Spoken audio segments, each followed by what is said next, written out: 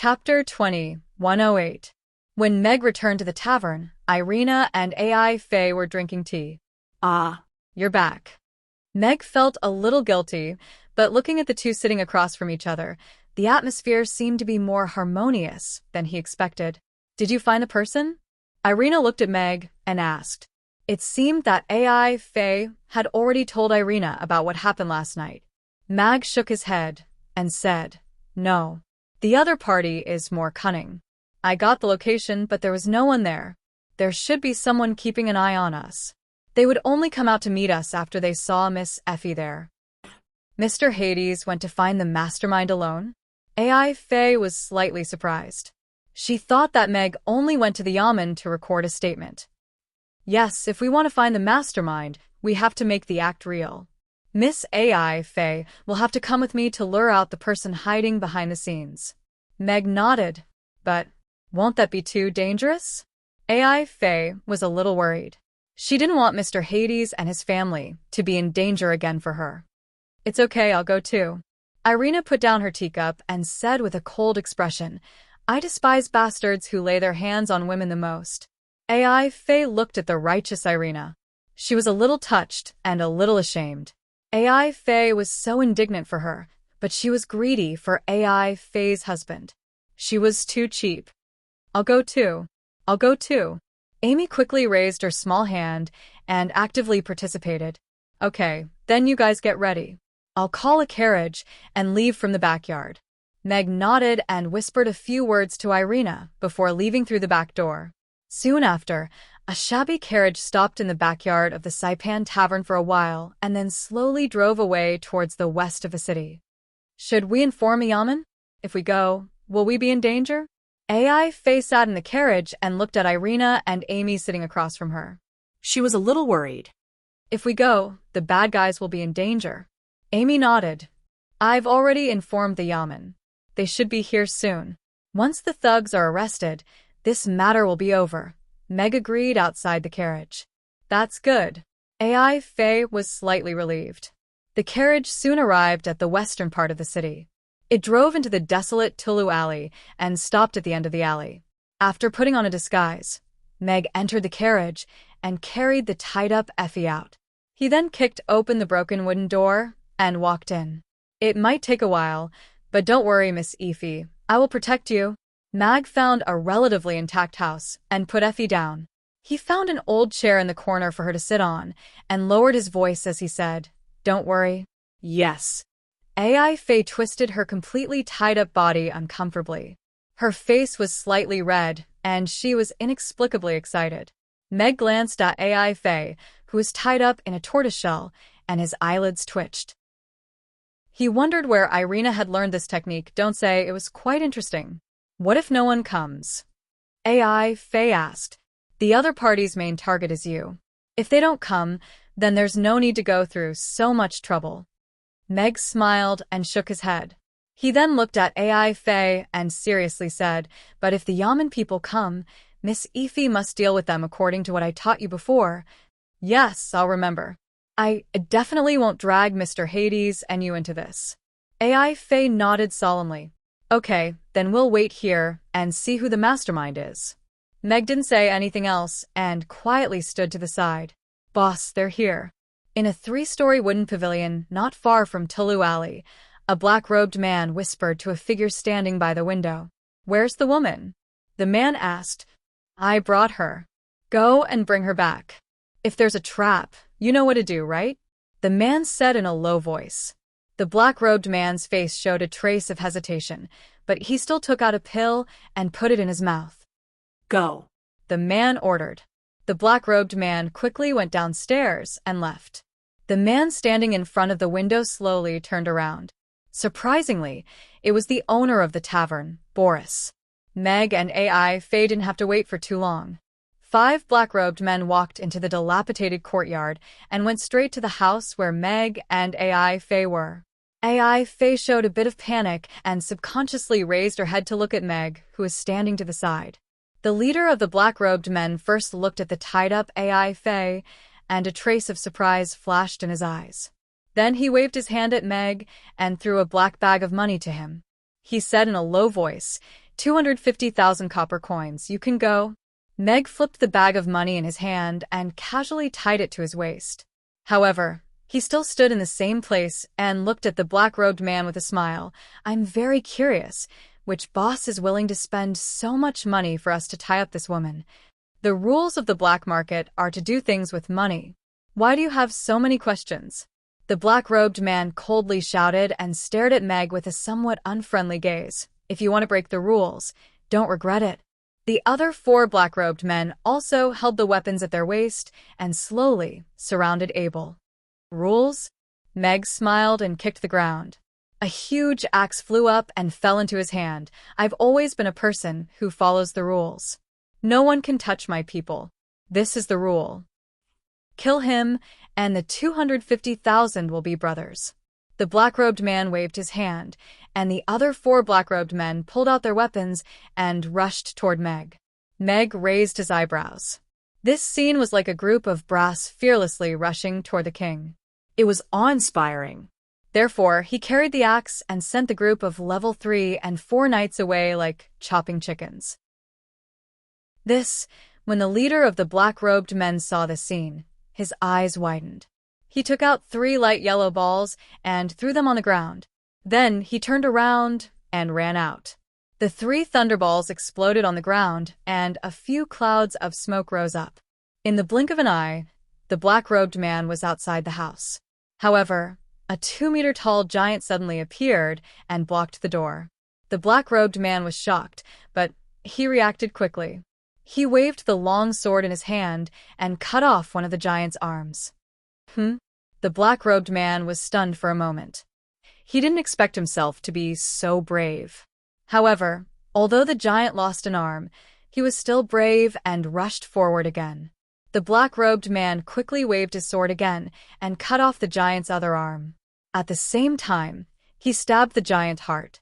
Then he lifted his leg and kicked the giant over. Bah! The black-robed man spat.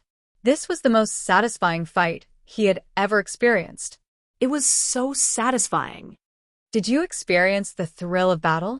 A voice sounded from the side. Just as the black-robed man was about to nod, his expression changed. He turned around and saw a huge axe coming at him. The axe cut him in half. Such a cruel scene. Even Meg didn't dare to look back.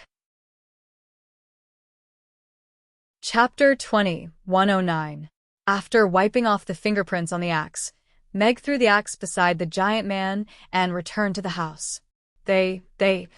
AI Faye choked on the smoke grenade and looked at Meg with red eyes. The smoke is too thick. They killed each other without seeing clearly. It's too cruel. I don't even dare to look. Meg waved his hand to get rid of the smoke and untied AI Faye's tortoiseshell. He only retied her hands and feet. There was already the sound of the door being broken and the sound of footsteps outside. Someone is here to clean the floor, so I have to go now. You just have to do as we said before, Mag said to Effie before leaping out of the window at the side. Here, be careful. Everyone inside, listen up. You have been surrounded. After a round of self-intimidation, the people from the Yamen finally managed to break into the room where the smoke had dispersed 15 minutes later and successfully rescued the innocent citizen, Miss AI Faye. Shit. We fell into a trap. In the attic, Boris looked at the unusual commotion in the courtyard and his expression changed. It is pretty bad. A cold voice came from behind him. Boris turned around and saw a beautiful woman and a beautiful little girl appear in the attic without him knowing. Who are you? Boris was shocked, but his hand was quietly holding onto the dagger at his waist. Since you asked so sincerely, we will be merciful and tell you. In order to prevent the world from being destroyed, in order to protect the peace of the world, in order to carry out love and true evil, the cute and charming Amy is me. Amy said with a serious expression as she held onto the folding chair. Huh. Boris stared. Bang. His face fell on the folding chair, critical hit *10,000. Huh? Amy looked at Boris, who was lying on the ground, and shook her head. Father said, we have to be civilized. Boris laid on the ground with his eyes wide open. He felt like he had suffered 10,000 points of damage. Well, if you don't say anything, it means you admit it. Amy nodded. I am Boris. If you let me go, I can give you a lot of money. Boris struggled to get up from the ground. Although he looked panicked, he still looked at Irina and said, You have a lot of money? Irina looked at him and asked, Yes. I have a lot of money, a lot of money. Boris nodded repeatedly as if he was grasping at a life-saving straw. Okay, we'll go get it ourselves later. Irina nodded calmly. Huh? Boris stared. Bang. He was knocked to the ground again. I didn't scold anyone. Boris was angry and aggrieved. Are you teaching me how to do things? Amy tilted her head and looked at him. I didn't. Boris wanted to cry. Who are you? Why are you doing this? Boris said angrily.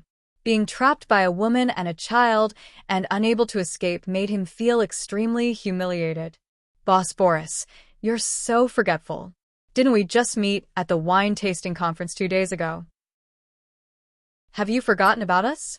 Footsteps and Meg's voice came from downstairs. It's you.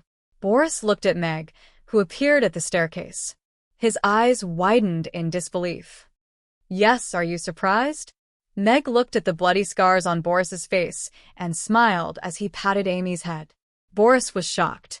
He never thought that the person who ruined his plan was Meg. How many things had this ordinary young man, who only knew how to brew wine, done behind the scenes? Mr. Hades, please let me go. You can state your conditions. I'll fulfill all your wishes as long as you let me leave this place safely. Boris looked at Meg and said sincerely, I want to kill the great old lord, Cthulhu. Huh? I want to destroy the undead army without suffering any injuries. Huh? I want to kill Andre Edward and his sons. Huh? See, you can't even fulfill one of my wishes. Isn't this nonsense? Meg pursed his lips and gave him a big slap. Boris cried on the spot. Why? Why did you interfere? If the Titan Tavern collapses, your tavern business will only become better. This is a good thing for you. Boris looked at Meg in despair. Sorry, not everyone's character is as despicable as yours. Meg shook his head, then slowly bent down and looked at him with a cold smile. Also, did you know that I bought half of Romo Street? Half of it. I made money by speculating in real estate. Damn it. Boris looked at Meg in a daze, as if he had not walked out of the shadow of his failure. I'll ask you one last question. Did you have anything to do with the murder of Effie's parents? Meg looked at him and asked. Boris was stunned, then suddenly laughed. He looked at Meg with a ferocious expression and said, Do you want to know? Let me go and I'll tell you. Otherwise, you won't know for the rest of your life. Ha ha. Boris's laughter stopped abruptly. He held his throat and looked at him in horror. What did you feed me? I took it from your subordinate. I removed the wax on the outside, so the effect should be better. Meg smiled. Boris's face quickly turned black. He grabbed his throat with his hand and tried to make a last useless struggle. Also, your expression just now told me that Effie's parents just happened to meet a rotten person. You have nothing to do with it. Meg said indifferently. Boris stared at Meg with his eyes wide open. Finally, his legs twitched and he stopped breathing. Can you remove the bloodstains on his face so that he can pass away more naturally? Meg covered Amy's eyes with one hand and asked Irina. Irina waved her hand, and the stains left by the folding chair on Boris's face disappeared. Let's go. It's time for us to collect our reward. Meg stomped his feet, and the building that had been abandoned for many years collapsed. Boris's body just happened to roll onto the street, and Meg and his family disappeared with a burst of golden light. Miss Effie, who was rescued, cried and complained. It was heartbreaking for such a weak girl to suffer such a calamity. It really made one's heart ache. The Yaman's people couldn't bear to let her see the tragic scene outside.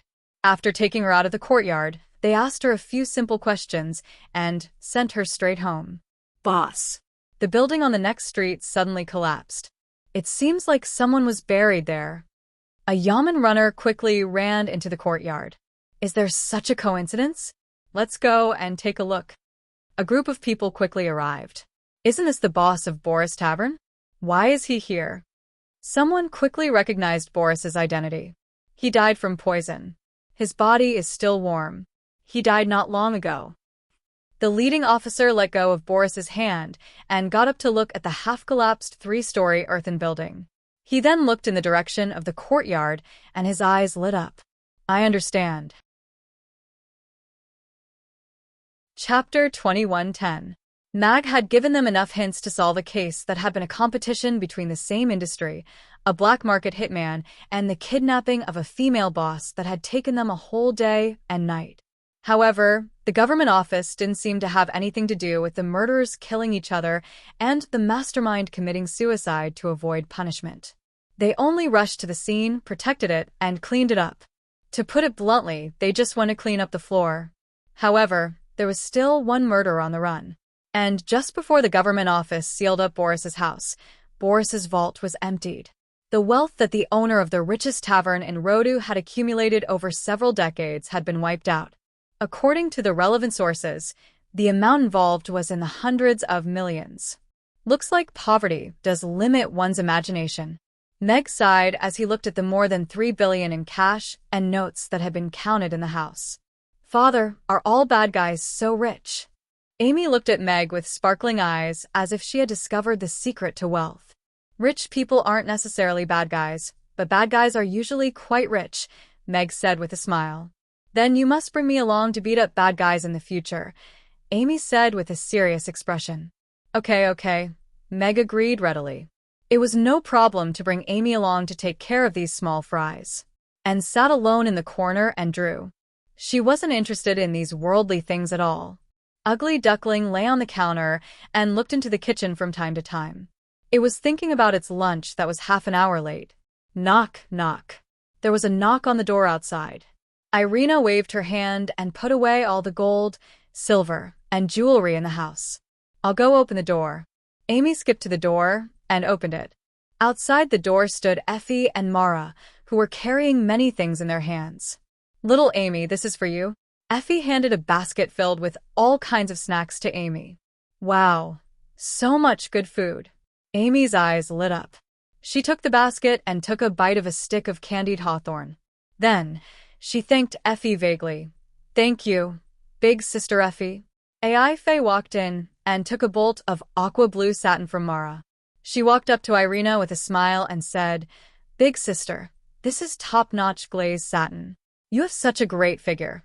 I'm sure it'll look great in a dress. Thank you. Irina took the satin. She did like it a little. However, although she accepted the satin, she still took another look at Effie. She called her big sister affectionately, but she didn't know if she had other intentions. I heard that Annie likes to draw, so I have some sketchbooks in my collection. I wanted to see if Annie would like them. She was rummaging through the cloth as she rummaged through the bag. Book. Mag raised an eyebrow and suddenly felt a little nervous. His hard-covered Jean Ping May had flown into AI Faye's window. In terms of quality, it was definitely a masterpiece.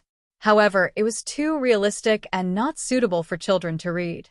Moreover, although Irina and the others didn't know Chinese, they always thought that Meg was the only one who knew Chinese.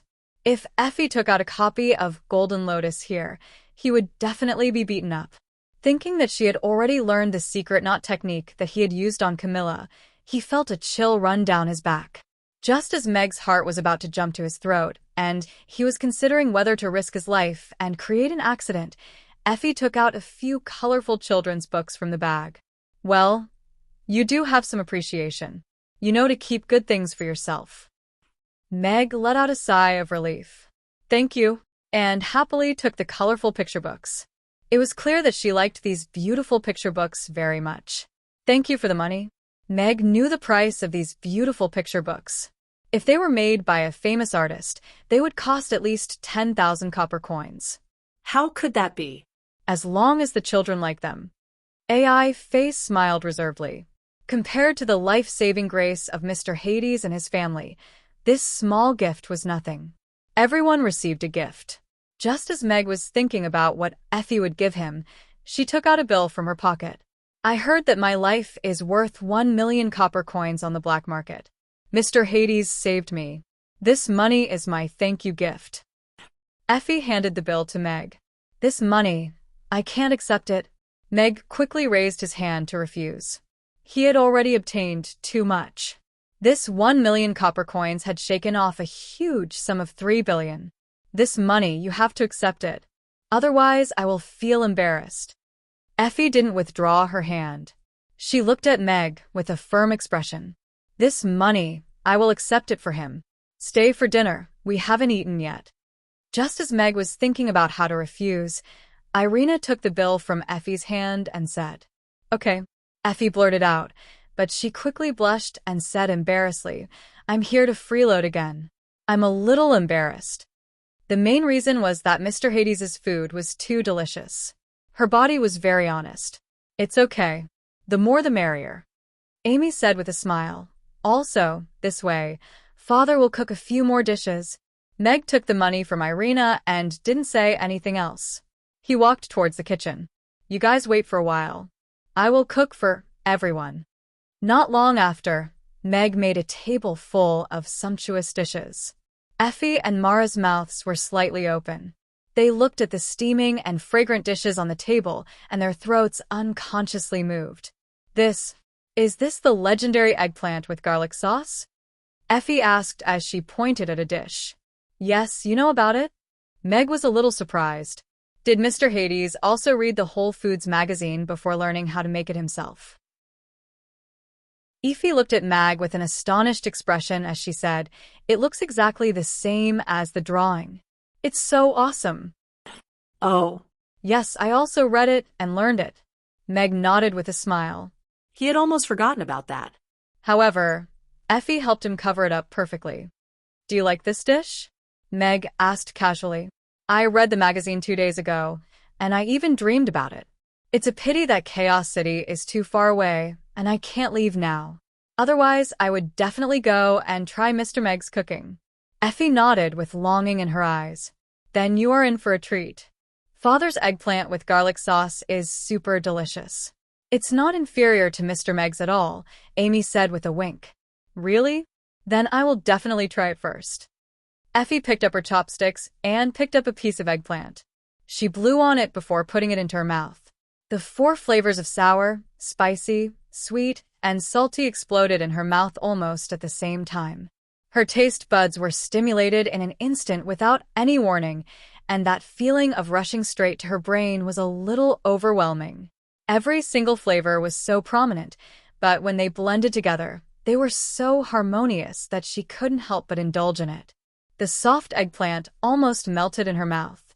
After experiencing a crazy taste feast, she swallowed it gently, and there was still a lingering fragrance lingering between her lips and teeth.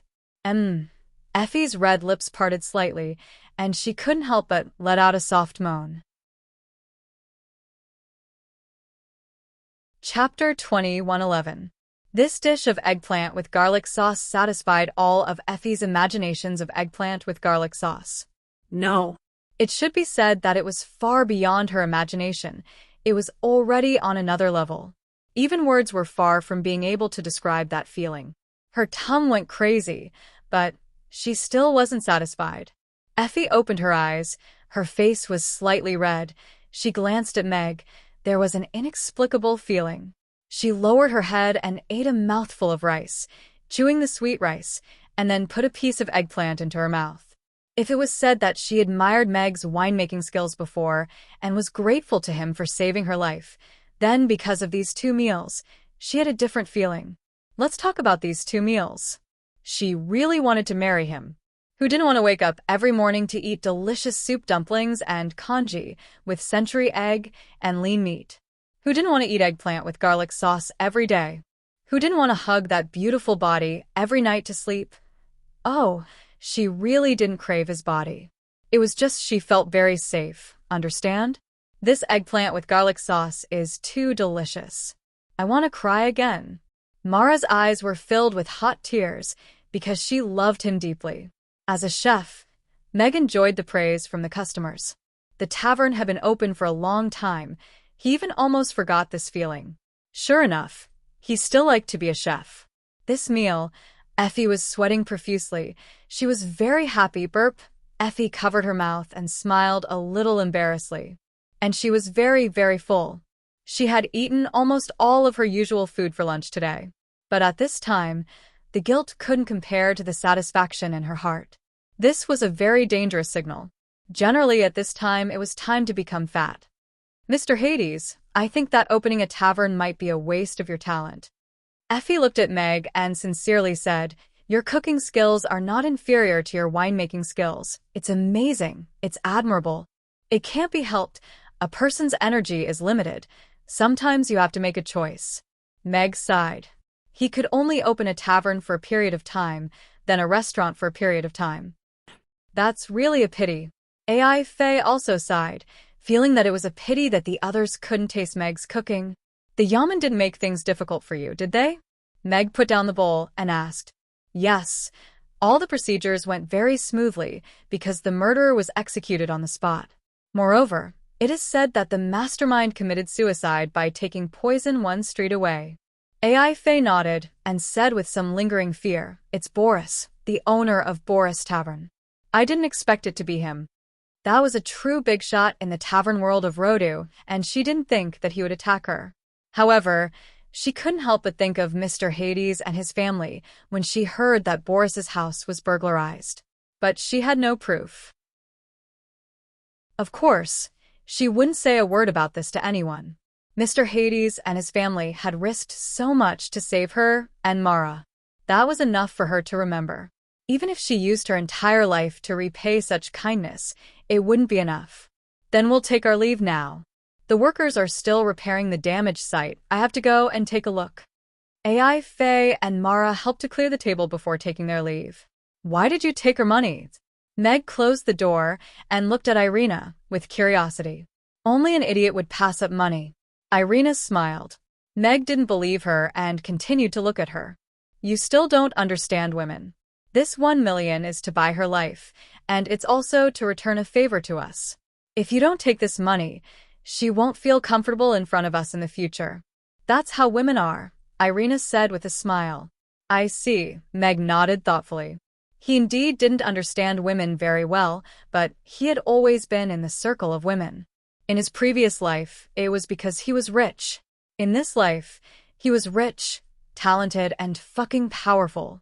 He didn't have money and wasn't talented enough, so he had to understand women. And no matter how much he understood women, he could just be a spare tire. The matter was settled, and the money was in his hands. Meg closed the shop and went upstairs to take a nap. Then, he went to retrieve the bamboo tube buried under the locust tree at the end of the street. Michael sent a piece of good news. Under the pressure of the Great Old Ones and Meg's threat, the demons in the Boundless Sea realm finally came to an agreement and decided to join the Peace Alliance and sign a new peace treaty. The Roth Empire bowed, the demons compromised, and the orcs were no longer a threat. The trolls, who were sitting on the wall, immediately expressed their stance and joined the Peace Alliance. This was how the trolls survived. They weren't a weak race, but they always liked to be fence-sitters. The various races had already agreed to send representatives to Chaos City 3 days later to sign a new peace treaty and form an alliance to resist the undead army. The specific matters would be discussed on the spot, including sending the Allied army up north to stop the undead army from going south, and eliminating the Great Old Ones Cthulhu. We seem to have done something that will be recorded in history. Meg passed the letter to Irina with a smile. Irina looked at the letter with a smile on her face. She looked at Meg and said, if the Norland continent can survive this disaster, it might become different. Meg nodded with a smile. It was hard for him to disagree with Irina. Once the alliance was formed, the various races would inevitably have to cooperate more deeply for this war. For example, when the allied army of the various races entered the Roth Empire, the dwarves would have to provide weapons for the allied army, the goblins would be responsible for logistics, and the giant dragons would be in charge of aerial attacks. Meg felt his blood boiling just thinking about the scene of multiple races working together. How's the situation with the elves? Meg suddenly remembered that he hadn't cared about the elves and the night elf situation for a long time, and this letter didn't express the elves' attitude. I raided Elliot's old nest yesterday, released all the serfs and slaves, and brought them back to Chaos City, Irina said. You killed him? Meg asked. No. His life belonged to Shirley. I wouldn't kill him. Irina shook her head. Meg nodded. Elliot was Sally's father, but he killed Shirley's father. This hatred couldn't be resolved. The elven race is in a state of chaos right now. I don't know what Helena is thinking. With her personality, there's no way that she would allow the situation to continue to worsen. Irina's brows furrowed in confusion. Maybe she's plotting something, or maybe she feels that the situation is hopeless and doesn't want to struggle anymore. Meg stroked his chin. He couldn't understand the current situation in the Wind Forest either. Chapter 21:12. Mr. Hades' cooking is really too delicious. Mara followed behind AI Faye and smacked her lips as if she hadn't had enough. Little girl, you only know how to eat and eat. Sooner or later, you will be abducted. AI Faye reached out her finger and poked her nose as she snappily laughed. It would be great if Mr. Hades abducted me. Mara nodded her head. You are hopeless. AI Faye rolled her eyes and turned to enter the tavern. She couldn't help but think, if Mr. Hades wanted to abduct her, should she accept it or pretend to be reserved first? The damage to the tavern wasn't too serious. The smashed door had already been pulled away. AI Faye ordered a custom-made iron door from the blacksmith and at the same time reinforced the door frame and installed pulleys. Although opening and closing the door took a bit of effort, it wasn't that easy to break it open from the outside. After replacing a few tables and chairs and repairing the ground that was smashed by the axe, the outside of the tavern was almost finished. However, AI Faye still had to find a blacksmith to make a new one for the damaged wine cellar. She also had to spend a sum of money to hire a magician to install a new magic barrier.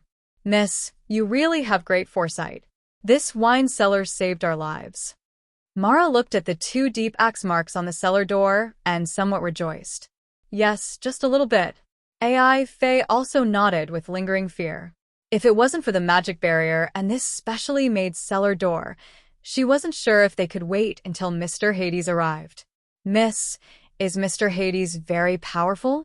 Mara suddenly asked. No, he is very lucky. A man who can cook, his luck won't be bad. AI Faye smiled and shook her head. So it's like that. Mara thoughtfully nodded. That's right, Mr. Hades should be super powerful. AI Faye thought. Even Mara saw some clues. How could she not feel anything at all? Mr. Hades appeared at the critical moment, subdued the ferocious and terrifying thug, and took him to explore the tiger's den. Although the people at the Yamen said that the thug died due to internal strife, she didn't think so. Mr. Hades must have played a very important role in it. She knew that there was only one thug in the case, and the other one was played by Mr. Hades. Of course, none of this was important. She would pretend that she didn't know anything. She just had to remember that Mr. Hades saved her and Mara. Is there anything else we can give Mr. Hades tonight? Mara looked at AI Faye again and swallowed her saliva with a smile. Mr. Hades' cooking is really delicious. Why don't I send you there? AI Faye rolled her eyes. Really? Mara looked at AI Faye with a serious expression. It's time to work. What are you thinking about all day long in that little head of yours? AI Faye reached out and hit her with a chestnut. This was something that even she didn't dare to think about. Twilight Forest. In the Black Castle of the August tribe. Oster, who had a black iron hook attached to his right arm, sat on the main seat. He looked at the dozens of orc tribe leaders in the hall and unhappily said, Where are the people from the Lynx tribe? Chief, the Lynx and Mutt tribes have already joined the Peace Alliance 2 days ago. They didn't send anyone to attend the meeting today, a subordinate at the side whispered into his ear. Humph. A bunch of spineless cowards. Oster slammed the table angrily. There was silence in the hall. The leaders of the various tribes had different expressions, and no one made a sound at that moment. The news of the devils appearing in the far northern ice field and gathering the terrifying undead army had been spread for 2 to 3 days. All the leaders of the various tribes had heard about it. The reason why Oster had gathered them here today was also related to this matter. After the Roth Empire's invasion, the War Tribe alliance led by the August tribe suffered a great loss in power. The Fok tribe took the opportunity to persuade the other tribes and successfully divided a group of tribes to join them. Because of this, there were only 40 to 50 tribes left in the War Tribe alliance. They were not as powerful as before. Oster stood up and said to the various chiefs in the hall, "You should have heard about the recent events. The devils and the undead army are now in the north of the Roth Empire. If they go south, the Roth Empire will definitely be attacked. This is the best chance for us to take revenge. The Roth Empire ambushed our tribe and killed our tribesmen and brothers. Our hatred is irreconcilable. Yet, Chaos City is hypocritically asking us to sign a peace treaty and even sending troops to help Chaos City resist the devils. What right do they have? To hell with the peace treaty. We want revenge." The resentment in the various chiefs' chests was ignited, and they scolded angrily. Oster curled his lips and continued, "We orcs will never give in. But now, that little bitch from the Fok tribe wants to lead those cowards to surrender and agree to those humiliating treaties. Do you agree?" No. Orcs will never give in. All the chiefs stood up and roared angrily. Great. Oster looked at all of them with satisfaction and nodded. "I knew all of you are real men of flesh and blood. I asked all of you to come here today not to discuss how to side with the Roth Empire, but to discuss joining forces to attack the Fok tribe and kill Connie, who killed her father and her traitorous daughter." All the chiefs' expressions changed when they heard that. Connie's authority in the Twilight Forest was not below Oster's at all. Furthermore, she had the hairless monk to protect her. Oster had tried to kill her time and time again, but he had failed every time. "I have already asked her to meet here tomorrow to discuss the peace treaty. The hairless monk will definitely come along. All of you will lie in ambush inside and outside the hall. I will smash the cup as the signal. Everyone will attack together and kill the two of them on the spot." Oster looked at everyone with a sly smile. Brilliant! Although all the chiefs despised Oster for using such a despicable scheme to deal with a little girl, they still flattered him. After that, Oster discussed the details of the ambush with all the chiefs and made all the necessary preparations to ensure that Connie and Rex would not be able to escape. Only then did he let everyone leave. Great. "I want to see how this little bitch is going to escape this time." Oster laughed to the sky. He had not been so carefree in a long time. As long as he regained control of the Twilight Forest, he would be able to conquer the world when the demons and the undead army went south, and the allied forces suffered heavy losses. That night, Oster went to bed early after eating and drinking to his heart's content. He also placed the black iron hook that was custom-made by the dwarf blacksmith at the head of the bed. Suddenly, a petite figure landed silently on the roof, and a cold gleam pierced through the darkness. Chapter 21:13. The petite figure descended from the sky, like a ghost. The sharp dagger in her hand glowed coldly, and her target was clearly Oster, who was lying on the bed. Although he was in a deep sleep, his alertness as a 10th-level powerhouse still made Oster open his eyes instantly. He wanted to raise his right hand instinctively, but realized that he had already lost his entire right arm. His left hand quickly grabbed the large knife beside the bed and slashed upwards. However, it was too late for him to make a move because of his momentary mistake. The petite black figure tossed the dagger in her hand. A cold gleam flashed and sank into the heart of Oster, who was struggling to get up. The petite figure tiptoed and landed lightly on the bed. The other dagger in her left hand had already pierced into Oster's neck. You. Oster covered his neck and glared at Connie, who had lit up a beast oil lamp and removed her veil. "I hung in your room for an entire day so that I wouldn't get lost. Wasn't it tough?" Connie smiled as she looked at the two daggers on Oster's chest and neck. She nodded in satisfaction. "Master won't scold me now." Oster sat up slowly and grabbed the large knife beside the bed again. He glared at Connie angrily. "Stop struggling. I've smeared poison on the dagger." It's about time for it to take effect, Connie said calmly. Oster felt a sharp pain in his chest, and all the energy in his body seemed to have been sucked out in an instant. He couldn't hold the large knife anymore, and fell from the bed. Impossible. Oster sprawled on the ground weakly and looked up at Connie with a ferocious expression. Even her father couldn't defeat him. How could a little girl like her? He couldn't accept this. You don't know how much I've suffered to kill you. Connie extended her hand and smiled as she showed off her calloused palm and the black dagger that she was holding again.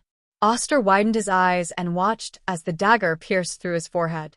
Then he fell backward with his head raised. Although I've thought of a lot of lines, my master once said that villains die because they talk too much. Not being arrogant is the basic quality of an assassin. Connie looked away and threw the oil lamp in his hand onto the quilt beside him. The flames began to burn fiercely, but her figure once again disappeared into the darkness. Fire. Fire. It's the clan leader's room. Put out the fire. Patriarch was killed. How could this be? Someone come quickly. There was an assassin. Catch the assassin. The flames soared to a height of over 10 meters. The news of Oster's death spread quickly, and the entire August tribe fell into a state of panic. The chiefs of the various tribes looked at the rising flames with dumbfounded expressions. Today, he was still listening to Oster talk about how to kill Connie tomorrow. Now, he was suddenly killed. Enemy attack. A sharp horn sounded from the direction of the wall, but it quickly stopped. Countless torches suddenly appeared in the darkness.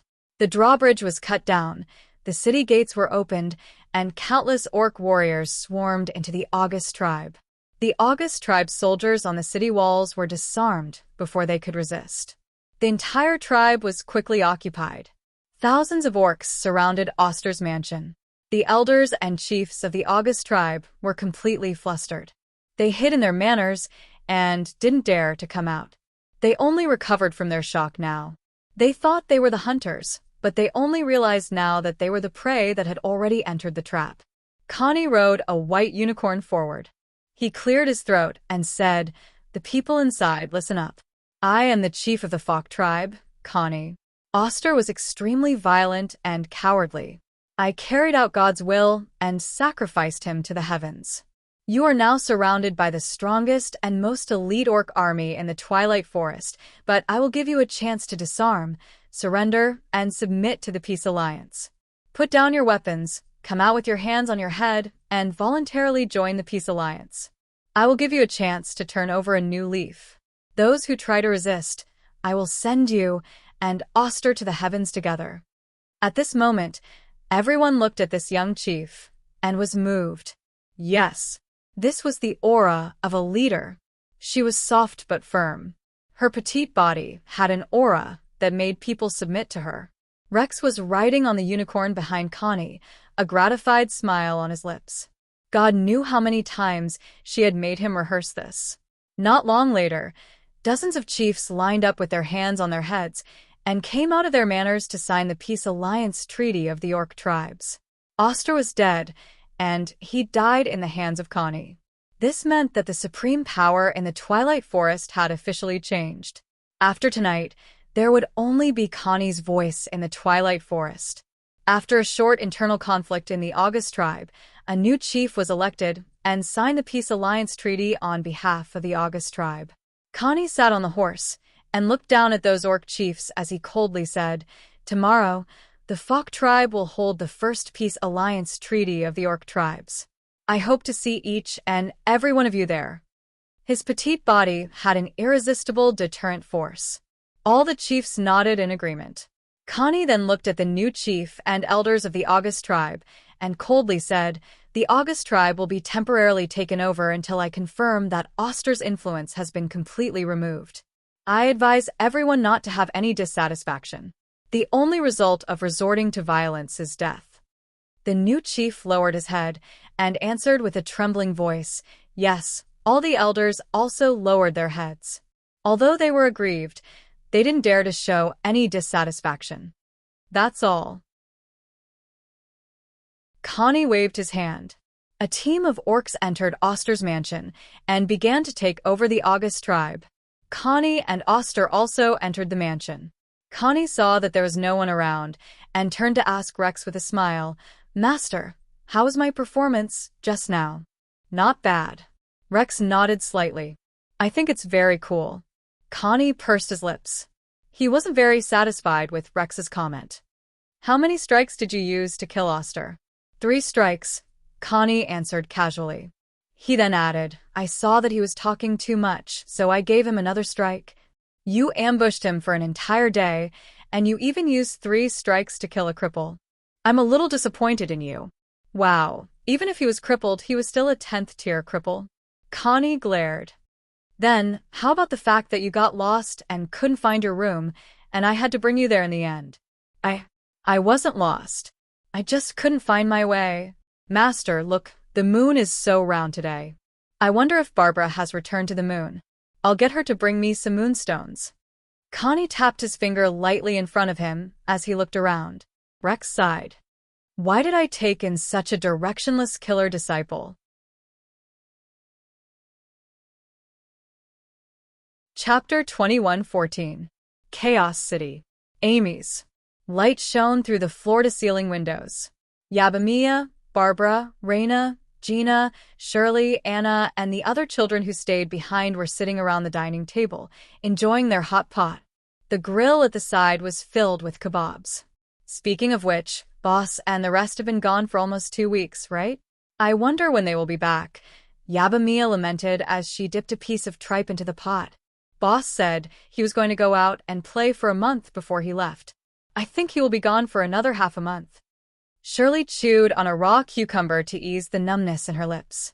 Phyllis poured the potato chips in her hand into the pot and smilingly said, "Speaking of which, I really miss Boss's delicious foods. I already have a feeling that when Boss comes back, I will definitely eat and drink like a pig for a few days to make up for the weight loss." Hannah pondered seriously. "Oh, yes. Hannah, how's your brewery now?" Mia asked. "It's pretty good. The production has already started, and the first batch of wine will be ready next month." Hannah nodded. Barbara took 2 kebabs from the grill, and then seriously said to everyone, "Everyone, please cherish the delicacies in front of you. I feel that the Norland continent is quite dangerous now. If the situation gets worse, let's go back to the moon together." "Did something big happen?" Shirley slowly put down the cucumber in her hand and looked at Babla with a serious expression. Everyone also looked at Barbara. She had been helping out at the city lord's castle recently and had taken time out to come back for a meal with them today. Some scary fellows appeared in the north of the Roth Empire. "I might have to leave Chaos City in a few days' time. I don't know how long I will be gone." Barbara nodded. She quickly smiled and said, "But don't worry too much. It will definitely be resolved. After all the races on the Norland continent are going to form an alliance soon." The ladies didn't know much about these things. Camilla, who knew a little, wasn't in Chaos City at the moment. However, after hearing Barbara's words, he still paid attention to it. Recently, people have been coming to the ice cream shop every day to ask when the boss will be back and when the restaurant will be open again. "By the way, is there any way we can contact the boss?" Yabamia changed the topic. "Well, not really. The boss is such a heartless man. He took the 2 babies out to play and left us at home," Angela said with some hidden bitterness. Everyone laughed, and the atmosphere suddenly became relaxed and cheerful. Achoo! When Meg closed the door of the tavern, he sneezed. "Do gods catch colds too?" Meg rubbed his nose and muttered softly. "Maybe someone is talking bad about you behind your back." Irina took a bottle of red wine and 2 goblets and looked at Meg with a smile. "I'm such a good person. I don't think anyone would scold me." Meg walked over with a smile and took the red wine from Irina's hand. He kissed her cheek gently and asked, "Are the children asleep? And is still painting?" "I told her to go to bed early. Amy was tired from playing in the day, so she fell asleep after taking a shower." Irina nodded with a blush. "Seems like it's going to be another inseparable night." Meg poured the red wine into the decanter. The scarlet red wine swirled slightly and was as intoxicating as the night. What would Mr. Hades and the rest be doing in this moonlit night? Effie sat by the window and pulled open a corner of the curtains. She looked at the room diagonally opposite with the curtains drawn and the faint light shining in. She was in a daze. Oh, right. They have children, so they should be coaxing them to sleep now.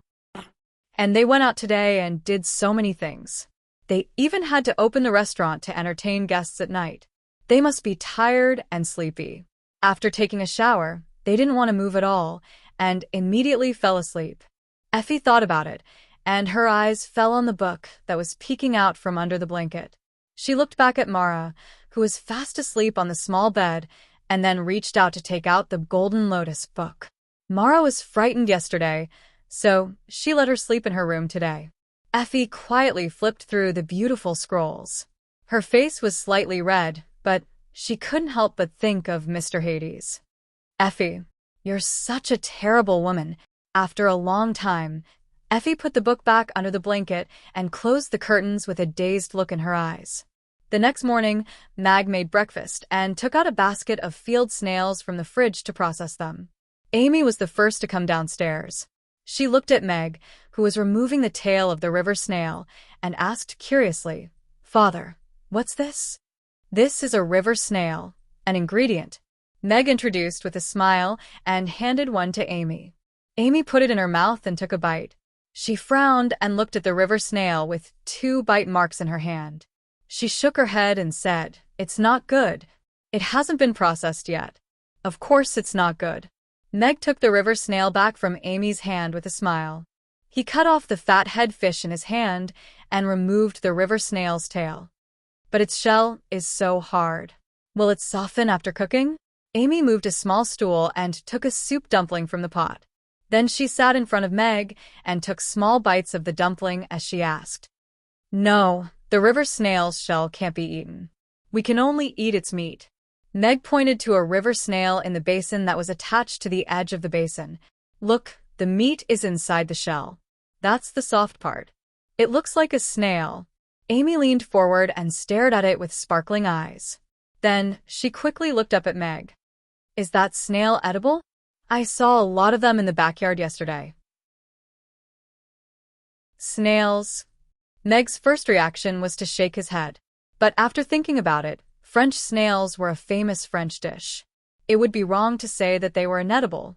But strangely, he could accept the spicy river snails by the roadside, but he could not accept the French snails served on the table in a Western restaurant, even though they did look somewhat similar. "Some snails are edible, but the ones in our backyard are inedible." Meg smiled and said, "If that wishing well is lying to you that those snails are edible, let's fill up the well." He was more worried about waking up tomorrow morning to a big pot of snail soup on the table. That scene, just thinking about it, was terrifying. So he directly blocked the mouth of Amy's nameless system to prevent it from issuing strange quests. "I see." Amy nodded and then asked curiously, "Then what kind of snails are edible?" New side quest issued. The snail seeking knowledge. Please find an edible snail and cook it into food. The system's voice sounded in Amy's mind. Chapter 21:15. This, Meg really didn't know how to describe it. Snails came in all shapes and sizes. They looked similar, but there were also many that were very different. However, it was a good thing that Amy had a thirst for knowledge. As a father, he had to satisfy her curiosity. "System, I need some strange knowledge," Meg said in his mind. "There are many types of snails, and most of them are poisonous and inedible. The types of snails that can be eaten on Earth, such as the French snail, garden snail, and agate snail, do not exist on the Norland continent. The shell of the French snail is round and thick. The surface is yellowish-brown and shiny, and there are many dark brown bands." After the system's explanation, "There's more strange knowledge." Meg absorbed a little before he began to relay it to Amy. Amy listened carefully. After a while, she asked, "So the poisonous snails can't be eaten and the non-poisonous snails can be eaten? I'll give the snail to Ugly Duckling first. If Ugly Duckling is fine, then it's a non-poisonous snail that can be eaten, right?" Ugly Duckling, who was squatting at the side and staring at the soup dumplings on Amy's plate, widened its eyes. It quickly stood up and slowly backed away. There's something wrong with you. It sounds reasonable, but it's not like that. Meg shook his head with a smile. There's a big difference between not dying after eating it and being able to cook it into a delicious dish. For example, we won't die after eating the leaves of the big tree outside the door, but those leaves can't be used as ingredients to make delicious food. Amy listened attentively. It's the same for snails. They might not be poisonous, but their texture is terrible, or they have a taste that's hard to swallow. Such snails can't be called edible snails, Meg continued. I see. Amy nodded thoughtfully. She took a bite of the soup dumpling and was a little troubled. Then where am I going to find edible snails? Meg looked at Amy with a slight frown on his face, but he quickly smoothed it out again. He knew that the little one must have received a new mission from the system, and it must have something to do with finding edible snails. This is really a system that has too much time on its hands. Meg complained in his heart. Then he asked in his heart, System, I want to order a French snail. No. The system replied quickly and cleanly. Other edible snails are fine too, Meg continued. Host, please do not attempt to interfere with missions issued by other systems. This is not beneficial to the system's training of the host, the system warned. I'm helping Amy train her system. There's no such thing as being trained by the system, Meg said leisurely. Please be a human. Just tell me if you're selling or not. I have plenty of money today. As long as it's an edible snail, I'll buy it for you without hesitation for 100 copper coins each, Meg said generously. Host, you have not obtained the right to use this ingredient. Please continue to work hard. Or add a little more. The system said seriously. 101 no more, Meg said decisively. As long as it's edible, it's 101 copper coins each, right? The system confirmed. Yes. Ding. 101 copper coins have been successfully deducted. Host, please go to the backyard immediately. There's a yellowish-brown snail at the root of the third osmanthus tree. It's non-toxic and edible, the system said cheerfully. Fuck. Meg's expression froze. He had just vowed that the snail in the backyard was absolutely inedible, and now he was going to take Amy to the backyard to find an edible snail? This slap in the face came like a tornado, and he couldn't get used to it for a while.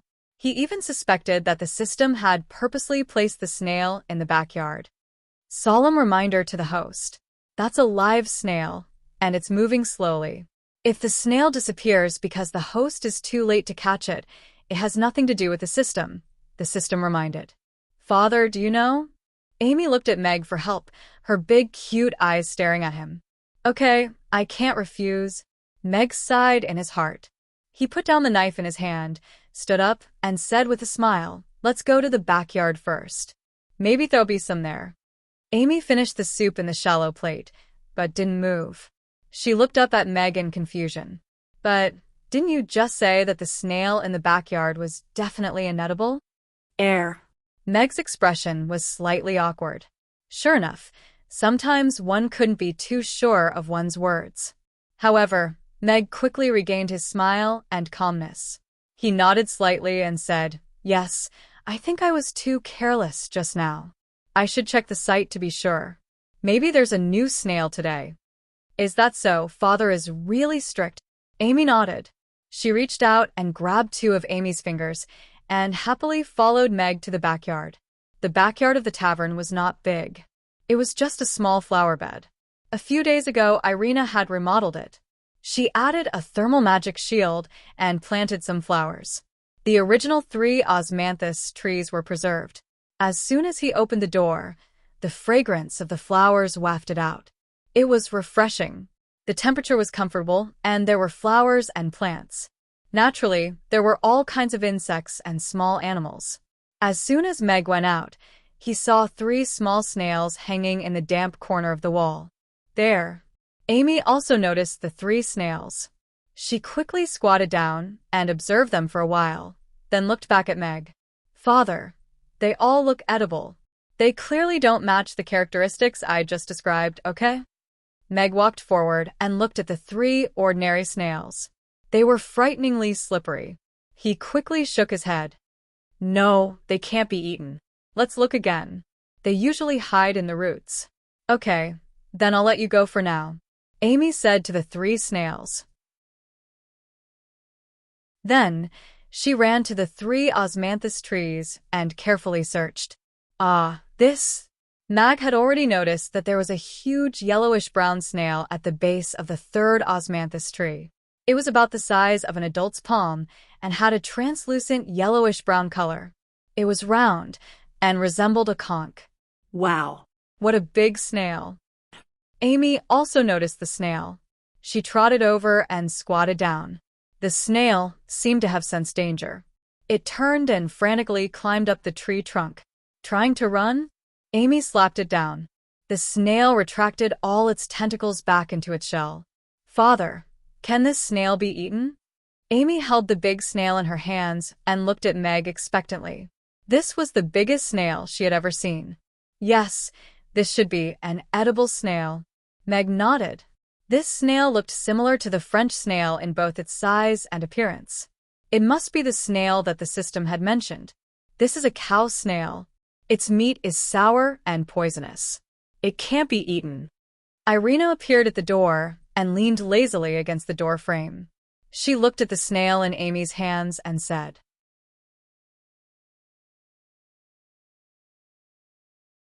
Chapter 21:16. Huh. Meg and Amy turned around at the same time and looked at Irina in surprise. It can't be eaten? Such a big snail must have a lot of meat.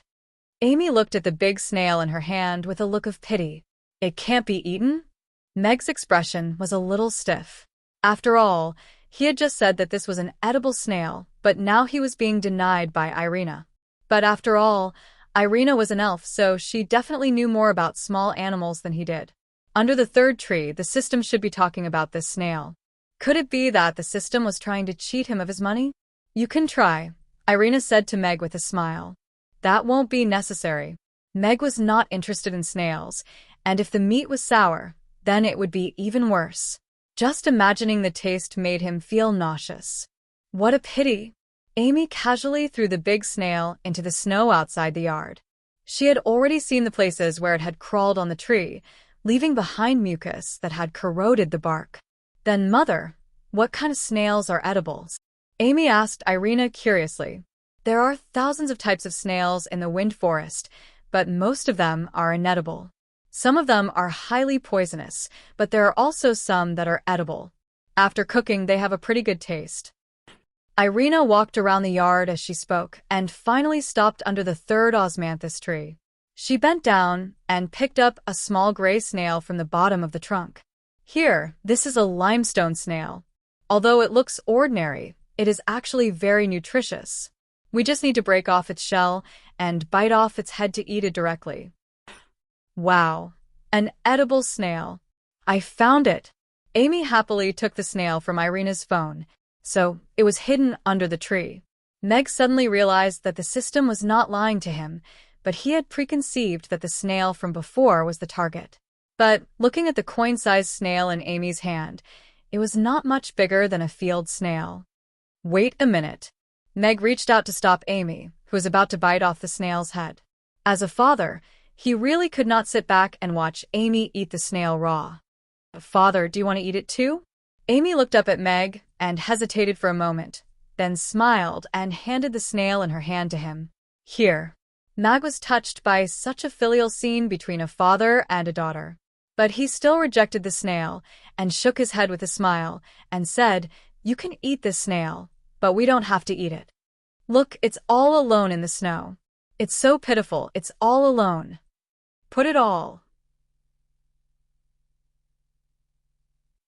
For a moment, Meg could not find a reason to reject her. Raw snails don't taste good. We elves only eat raw snails when we're hungry. Irina took the snail from Amy's hand and put it back on the tree. Meg raised his eyebrows and nodded slightly. Sure enough, he still needed a dignified mother. How can one be enough? Next time when we go back to the forest, I'll take you to catch more. You can eat to your heart's content, Irina said with a smile as she patted Amy's head. Okay. Amy immediately nodded happily. This. Meg felt that he had made a mistake. Okay, since you're all up, let's have breakfast first, Meg said, then turned and went into the house. Anne had already come downstairs, and she was still holding the new picture album that she had drawn overnight last night. It was still the story of the mermaid. The previous one had been taken away by Shishi, so this child had drawn it again. I didn't expect the previous one to be so good. There's still room for improvement. Meg flipped through it and was a little surprised. The content had not changed much, but the style had become more mature, and the details were almost perfect. It was like an exquisite work of art. Anne's talent in drawing and the advantages of being a tentacle monster were perfectly displayed. If it were another cartoonist, even if they were given a month, they would not be able to draw such a perfect picture book, let alone one night. Anne smiled shyly and did not say anything, but it was obvious that she was very happy. After breakfast, Meg continued to deal with the snails. Is this a water snail? Irina asked curiously as she stood at the side with a cup of water and looked at the snail in front of Meg. No, this is a snail, not a snail. Meg sternly corrected the snail's name. If it was a snail, he really would not be able to suck it. I think it's more or less the same. It's all the same shell with circles of whorls. Irina did not think much of it. But this is indeed not a snail. If the snail was stir-fried with chili, it would taste very good. Meg finished peeling the last of the snails, then carefully washed them with clean water several times to make sure that all the dirt had been washed away. The well-peeled snail just happened to reach the innards. After washing it a few times with clean water, it was clean. Only with such a snail could he boldly suck it with ease. The clean snails were placed in the fridge. It was not a good time to eat snails in the morning, and he had to go out for a while. Before Meg could go out, there was a knock on the door. Meg opened the door. It was the intermediary, and Tip was here. Hello, Mr. Hades. I hope I'm not disturbing you by coming to see you so early. Fitch stood outside the door and looked at Meg with a face full of smiles. Ever since he had seen through Mr. Hades' scheme, his admiration for Mr. Hades was like a torrential river flowing endlessly. In the past few days, there had been an endless stream of customers who had come to inquire about shop rentals, and the door of the intermediary agency had almost been trampled to pieces. Fitch held the power of attorney for half of the shops on Romo Street, and this was the first time he had experienced what it felt like to have power in his hands. Even his boss had invited him to his house, but he had declined with the excuse that he was too busy with work. He really was too busy. Every day, he would take customers to look at the shops until late into the night. He had already received no less than 100 letters of intent, many of which were from famous shops in Rodu. It was quite clear that under the influence of the twin stars of the Titan Tavern and Saipan Tavern, a new high-level business district was brewing, and he was going to be a participant in history. This made him very excited. That's all right, I was just about to go out. What's the matter? Meg nodded slightly as he looked at Fitch. Fitch hurriedly said, It's like this. You asked me to review the qualifications of the merchants who want to rent shops, and I've already received 108 letters of intent, many of which are very capable merchants. Also, they have all offered decent rental rates, so I wanted to talk to you and see if I could confirm some of the merchants.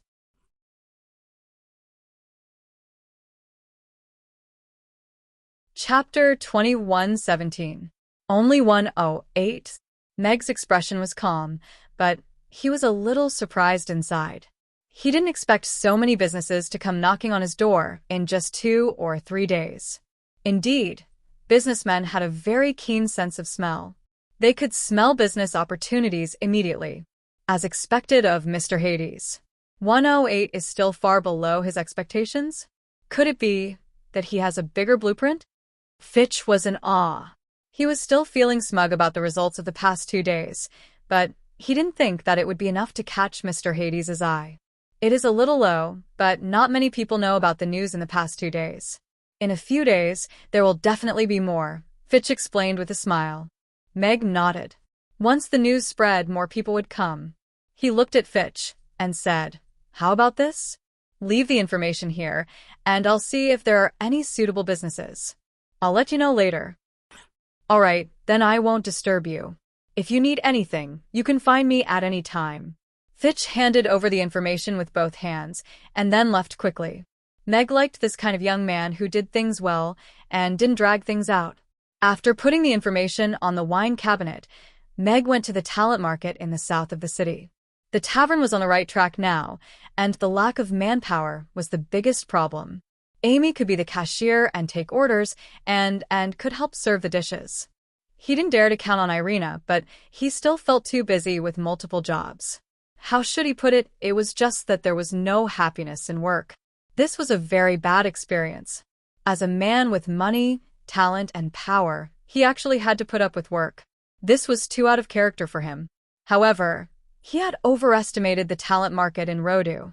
The weather was cold, and so was the talent market. There were only a few recruitment agencies open, not to mention high-quality service staff. Meg walked around and returned disappointed. "How about we ask Phyllis and the others to come over?" Irina looked at the troubled Meg and said, "They should be free now anyway." "No, we have to go back in half a month. Mamie's is our base camp." Meg shook his head.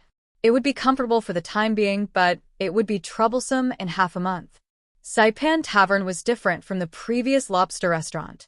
Meg bought half of the street so that it could continue to operate and earn profits. "Big sister Effie has a lot of girls. Why don't you ask her to introduce you?" Amy, who was playing on the side, suddenly asked. "Oh, right." Meg's eyes lit up.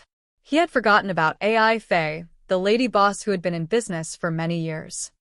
"Amy, go invite Effie and Sister Mara over for lunch," Meg said to Amy. "All right." Amy put Ugly Duckling down before skipping out of the room. Soon, Amy knocked on the door of Titan Tavern. Effie, who didn't sleep well the night before, rubbed her sleepy eyes and looked around before noticing Amy standing at the door. She was a little surprised as she asked, "What's the matter, Xiao AI?" "Big Sister Effie, Father invited you and Big Sister Mara to our place for lunch," Amy said obediently. "Mr. Hades is inviting us to lunch?" Effie's eyes lit up, and she immediately sobered up. However, in order to appear more reserved, she prepared to decline. "Really? We can go for lunch at noon too." Mara had already run out from behind with a surprised expression. She nodded and said, "All right, we'll definitely go. Thank you, Xiao AI." Effie took a look at Mara and could only nod with a resigned smile. "Then I'll have to trouble Mr. Hades." "Sure, I'm going back now." Amy nodded and turned to go home. "Wait, Xiao AI, don't you like to eat desserts? A friend gave me some pastries yesterday. I'll get some for you." Effie called out to Amy and went in. Soon, she came out with a small bamboo basket filled with all kinds of food. "Thank you, Big Sister Effie." Amy held a biscuit in her mouth and walked away happily with the basket. Mara looked at Effie and said, "Miss, do you want to go back to sleep?" Sleep my ass. "Hurry up and get changed."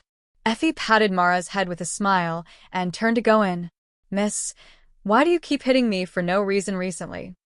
Mara scratched her head and closed the door with a puzzled expression. "Mara, why do you think Mr. Hades invited us to lunch? Maybe he cooked too much and can't finish it. He hasn't even started cooking yet. Then does Miss think that the way we eat is more appetizing?" Meg made a grilled fish, then stir-fried a few dishes. Finally, he served 2 plates of stir-fried screws, and a table full of dishes was ready. What a big fish! Mara saw the grilled fish on the grill as soon as she walked in and swallowed her saliva. She and the young miss had never eaten such a big fish before. "We're just here for a meal." "Miss Effie, you don't have to be so polite every time," Meg said as he looked at the kitchen utensils in Effie's hands. "I bought this before, but Mara and I don't need so much. But it's just right for Mr. Hades and your family." Effie handed the kitchen utensils to Meg with a smile. "That's okay. We can eat together in the future."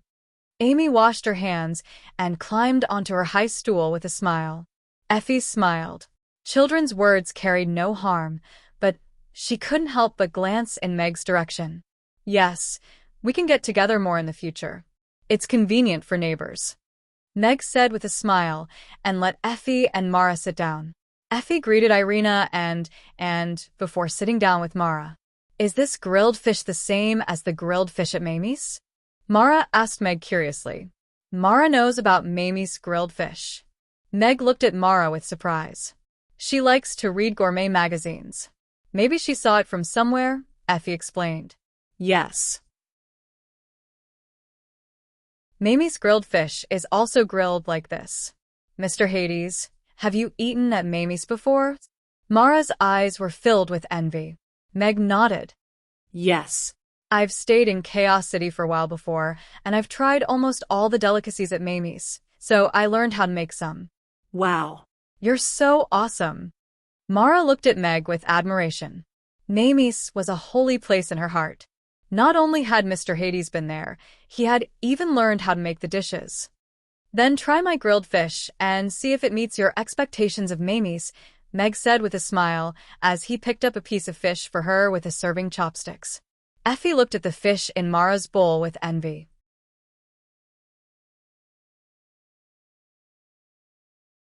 Chapter 20:118.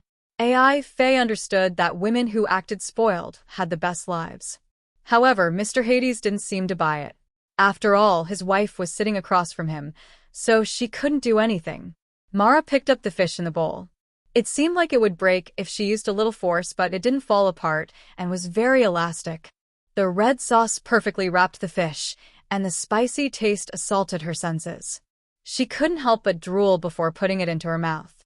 After a moment of hesitation, she slowly put it into her mouth. The slightly charred fish skin wrapped the fresh fish meat. The spicy taste blossomed on the tip of her tongue. That kind of soul-shaking feeling made her unable to control herself for a long time. Her imagination? Oh, that was too lacking. This was a delicacy that she couldn't even imagine. The spicy feeling made her feel a little hot, and the fresh fish meat brought her into another world. It was as if she had jumped into a pool on a hot summer day. There was a clear and refreshing feeling. She couldn't understand how the charred fish skin and the fresh fish meat appeared at the same time. The spicy taste didn't cover up the freshness of the fish meat at all. Instead, it raised the taste to another level. It's too delicious. Mr. Hades, please take me as your disciple. I want to learn how to cook from you. Mara put down her chopsticks and looked at Meg with admiration. Her expression was quite sincere. Ah. Meg was slightly stunned. He didn't expect Mara's first reaction after eating the grilled fish would be to take him as her disciple.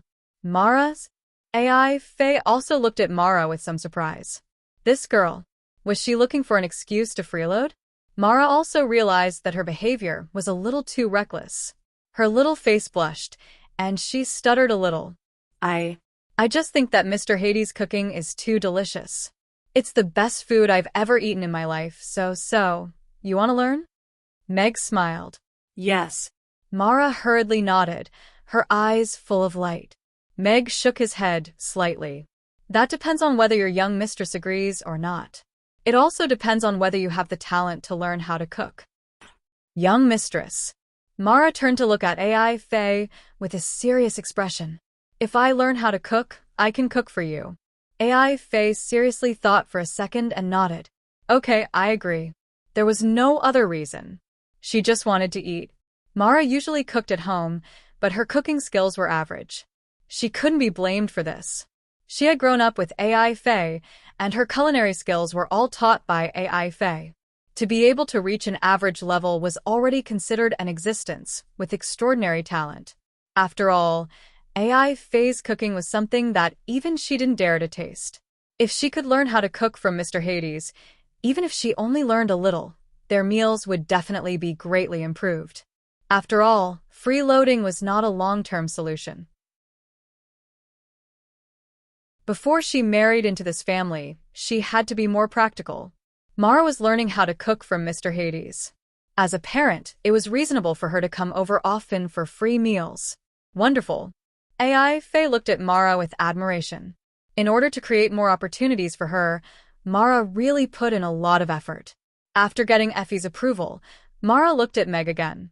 Seeing AI Faye nod, Meg smiled and said, "All right, since Miss AI Faye has agreed, then I'll test your talent after we eat. If you pass, then you can learn how to cook." "Okay, thank you." Mara nodded excitedly. Irina looked at Meg, but didn't express her opinion on this matter. "Let's continue eating," Meg said. He had already picked up a snail and put it in his mouth. His lips held the snail, and his chi entered his dantian. Then, when the snail wasn't paying attention, he quickly took a bite. The snail meat came out of the shell along with the spicy soup and fell into his mouth. The spicy soup, coupled with the springy snail meat, was fresh and spicy. It had an extremely wonderful taste. Then, he drank a mouthful of cold beer. This feeling was simply too wonderful for words. This was a clear water snail. It didn't have a trace of mud, and it didn't have any sand. The snail was cut just right, so there was no need to be careful about eating the intestines. You just need to focus on sucking and leave the rest to a miracle. Meg sucked in 5 snails in one breath. Then, he ate a piece of spicy cucumber and drank a mouthful of cold beer. Only then did he stop. Carefree. He looked at the stir-fried snails in front of him with satisfaction. This was a top-grade dish that went well with alcohol. Meg's actions stunned everyone at the table. They even forgot to move their chopsticks. Amy copied Meg's actions and put a snail into her mouth. She sucked on it like candy for a while. When it was almost tasteless, she spat it out. She looked at Meg with a puzzled expression. "Father, is eating the snail just to lick it?" "This is a snail, not a snail," Meg corrected her. Seeing that everyone was looking at him, he remembered that this was their first time eating this dish, so he continued to introduce, "The snail eats the snail meat, and the snail meat is hidden in this hard shell. We have to suck it out." There's a technique to sucking snails. It's best for beginner contestants to get started. Pick up a snail like me, then put the mouth of the snail in front of your mouth. Then, lean forward and suck hard on the snail's mouth. The meat inside will naturally come out. After you've mastered it, you can be like me. Put the snail directly into your mouth and use your flexible tongue to adjust the direction of the snail. Then suck gently to suck the meat out and spit out the shell. So that's how it is. AI Faye nodded thoughtfully. It seemed that Mr. Hades's tongue was very flexible and good at sucking things then. Some indescribable images appeared in her mind, and her face turned red. Irina also looked at Meg meaningfully. So this was how he trained his tongue? She knew best whether it was flexible or not. Amy, who was the most practical foodie, had already picked up a new snail. She imitated Meg, put it to her mouth, and sucked hard. Her eyes lit up. She chewed the meat in her mouth and swallowed it. Then, she looked at Meg in surprise. "I sucked it out. Snails are so delicious." "Yes, very talented." Meg nodded with a smile. In this aspect, Amy was definitely a genius. "Miss, what's wrong?" Mara picked up a snail and was about to give it a try. Seeing AI Faye's red face, she asked curiously, "Maybe. I'm a little drunk." AI Faye took a sip from the cup beside her. "But you're drinking water?" Mara was even more surprised. "Today's water is a little drunk." AI Faye glared at her and motioned for her to eat quickly. Mara held the snail and tried several times, but in the end, she still failed. "Why is my mouth leaking air?" Mara looked at the snail in her hand that had been sucked dry, but the meat didn't move at all. She was discouraged. Some people are like this. You don't have to force it. Actually, you can use a toothpick to suck the meat out.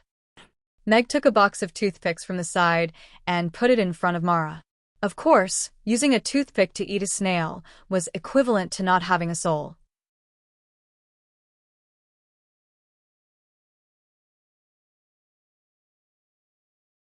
Chapter 20:119. Spicy field snails with cucumbers added to them were refreshing and greasy. It was Meg's favorite. This spicy and refreshing field snail, paired with the cold beer, was getting more and more intoxicating. AI Faye obviously couldn't eat spicy food. Although she was drinking water, she couldn't help but sigh. Meg poured her a large glass of beer and threw 2 pieces of ice inside. "Is this the new beer you brewed?" AI Faye looked at the bubbling golden liquid in front of her. The refreshing aroma of the beer hit her face, and looked at Meg with some surprise. No, this is the beer I bought from Mamie's. The owner of Mamie's and I have a good relationship, so I bought a barrel and brought it back to drink. Meg casually replied. Beer? AI Faye whispered. The spicy feeling on her lips was too strong. She couldn't help but take a sip of the beer. When the frosty cold beer entered her mouth, it was like a basin of ice water was poured on a raging fire. She could almost hear the sound of the fire extinguishing. The spicy feeling was immediately extinguished. That kind of heart-penetrating cool feeling shook her spirit. It was too pleasant, moreover.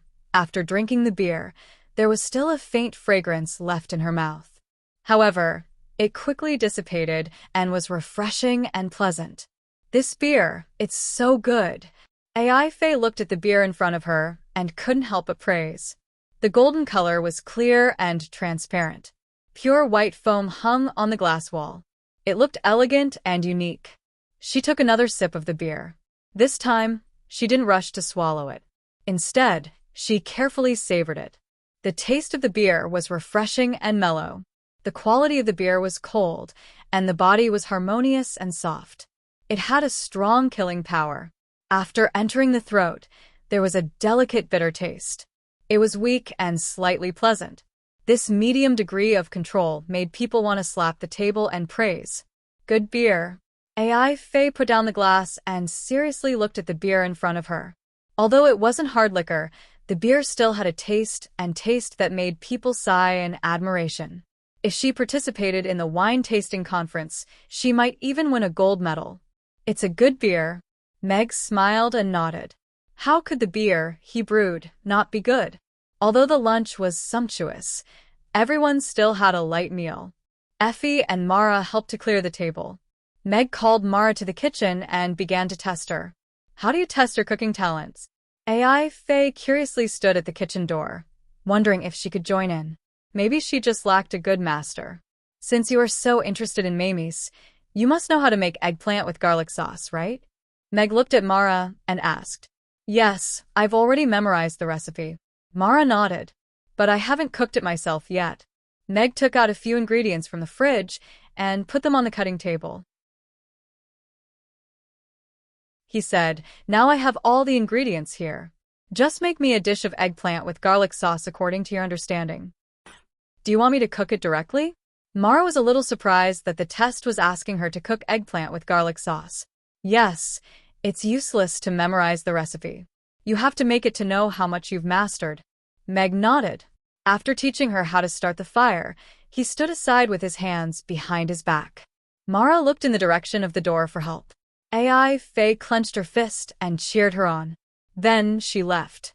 Without any backup, Mara looked away, took a deep breath, closed her eyes, and began to recall the recipe of eggplant with garlic sauce. Then, she began to wash her hands and prepare the ingredients. Meg stood aside and watched without saying a word.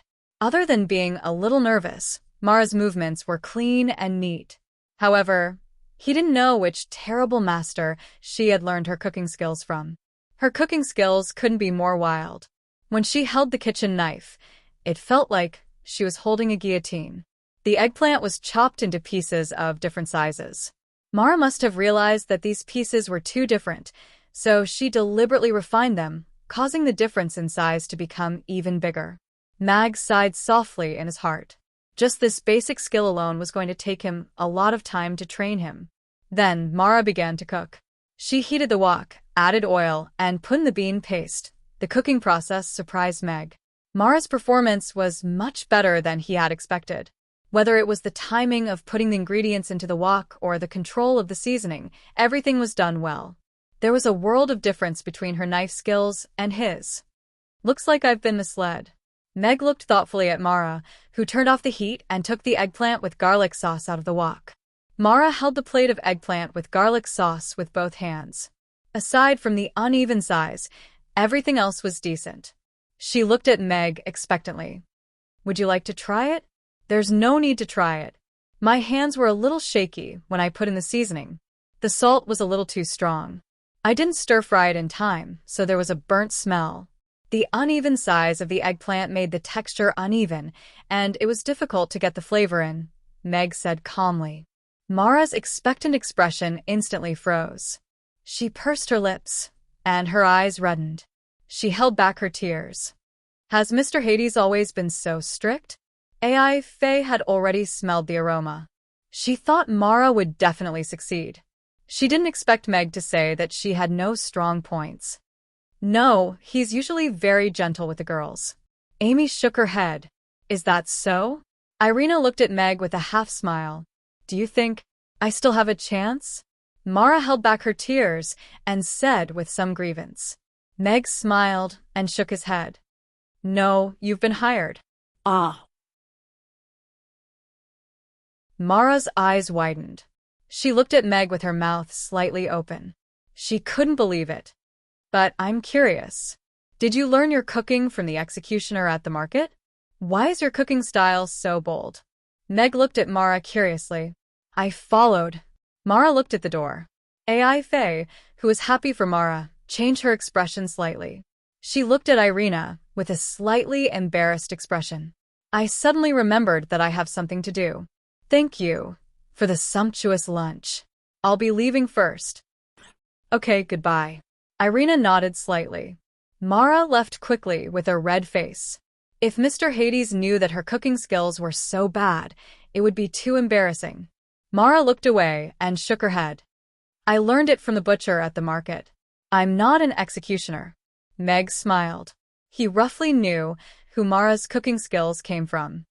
But can I really learn how to cook from you? Mara still couldn't believe it. Yes, but before you learn how to cook, you have to learn knife skills first. Meg took out a pile of potatoes and carrots from the fridge. He casually took a kitchen knife from the knife rack. With a flick of his wrist, the kitchen knife flew in the air. A minute later, Mag retrieved the potato. The potato skin fell off, and a charmingly naive little bear appeared. It looked just like ugly duckling that was sleeping on the counter. Wow, that's amazing! Mara's eyes widened as if she had discovered a new continent. This was the first time she knew that a kitchen knife could be used like this. Good knife skills start with cooking. Today, we'll start with slicing. Look at the way I hold the knife.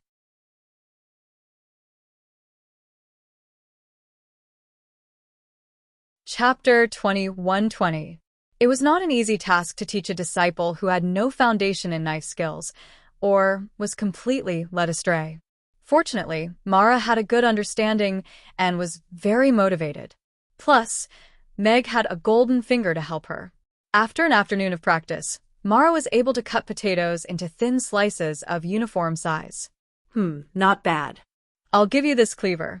Practice your cutting skills at home when you have time. Mag nodded with satisfaction at the sight of Mara slowly, but steadily slicing a potato. Really? Master, this knife is for me? Mara looked at Meg with surprise. Although this kitchen knife was square, it was much better than the one she had at home.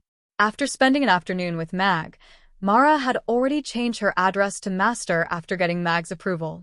Of course, Meg nodded with a smile. Let's call it a day. We'll go back after dinner. Okay. Mara nodded. After thinking for a while, she hesitated and said, Then my Miss Effie. She doesn't know how to cook. Mara nodded. Then you go and ask her to come over for dinner. Meg smiled.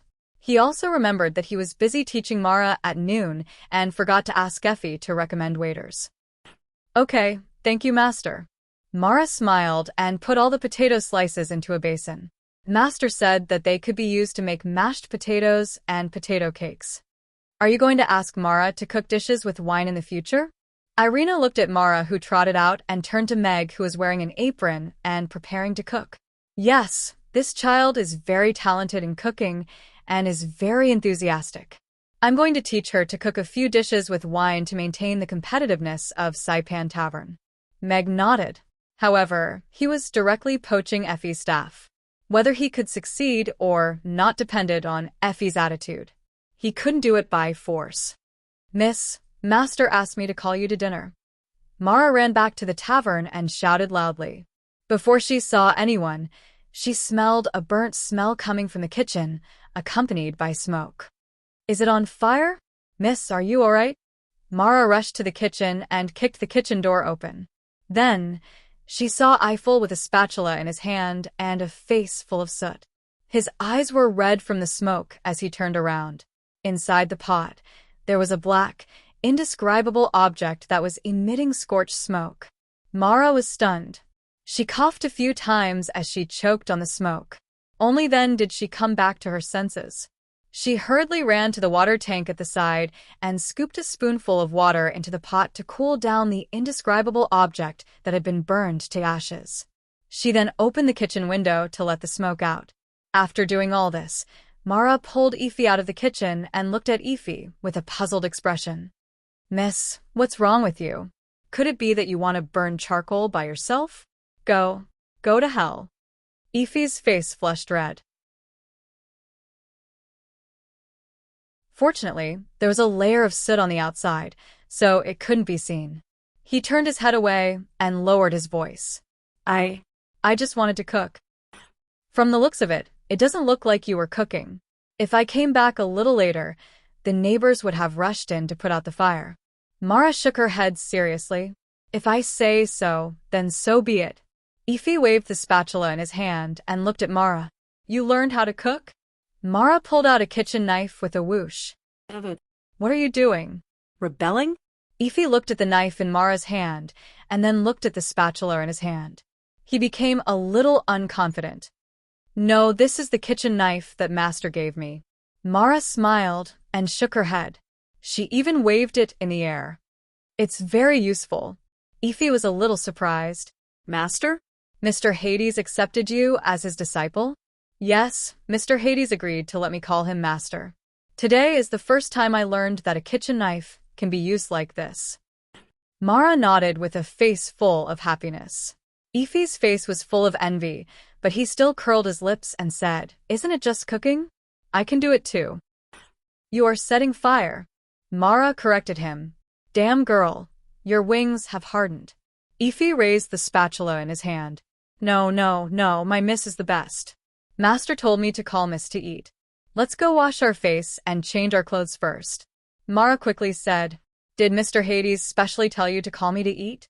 Effie's movement stopped and there was a bit of joy in his eyes. "No, I was worried that you would be hungry at home, so I specially told Master." Mara shook her head honestly. "Humph." Effie snorted, but she still put down the spatula in her hand and went upstairs to change her clothes and wash her face. Effie changed her clothes, washed her face, and put on some light makeup before bringing Mara to Saipan Tavern. During dinner, Meg looked at Effie and asked, "Miss Effie, we are new here and we want to recruit a few waiters, but we haven't found any suitable candidates. Do you know anyone?" "Mr. Hades wants to recruit waiters?" Effie looked at Meg and understood after thinking for a moment. Saipan Tavern's business was booming now, and Mr. Hades' family obviously couldn't handle it alone. The Titan Tavern had 8 waiters, and she felt a little overwhelmed these 2 days, so she planned to recruit 2 more waiters. "What kind of waiters do you want to recruit? How much is the salary?" Effie asked. "They have to be nimble and generous, and it would be best if they are slightly younger. In terms of salary, it should be about 5,000 copper coins a month. Of course, if they are good enough, you can increase it," Meg said. Mag didn't expect to be able to wait for service staff to come knocking on his door like he did in Chaos City. He just wanted to be able to use them immediately. Effie pondered for a moment and said, "I do know a few of them. How about this? Are you free tomorrow afternoon? I can ask them to come to your tavern, and you can talk to them in person." "Thank you very much." Meg's eyes lit up. He had found the right person. After dinner, Effie and Mara bade farewell, and it was time for the Titan Tavern to open for business. After exiting the Saipan Tavern, Mara looked at Effie with a puzzled expression and asked, "Young mistress, didn't you make an appointment with those waiters yourself?" Effie shook her head with a smile and said, "Mr. Hades has more manpower than us. He has helped us so much, so this is nothing." "Oh." Mara nodded. After thinking for a while, she said, In that case, I will go and help master. Ify turned to look at Mara with a hint of a smile and said, Why? You want to run away from me so soon? No pop-up window.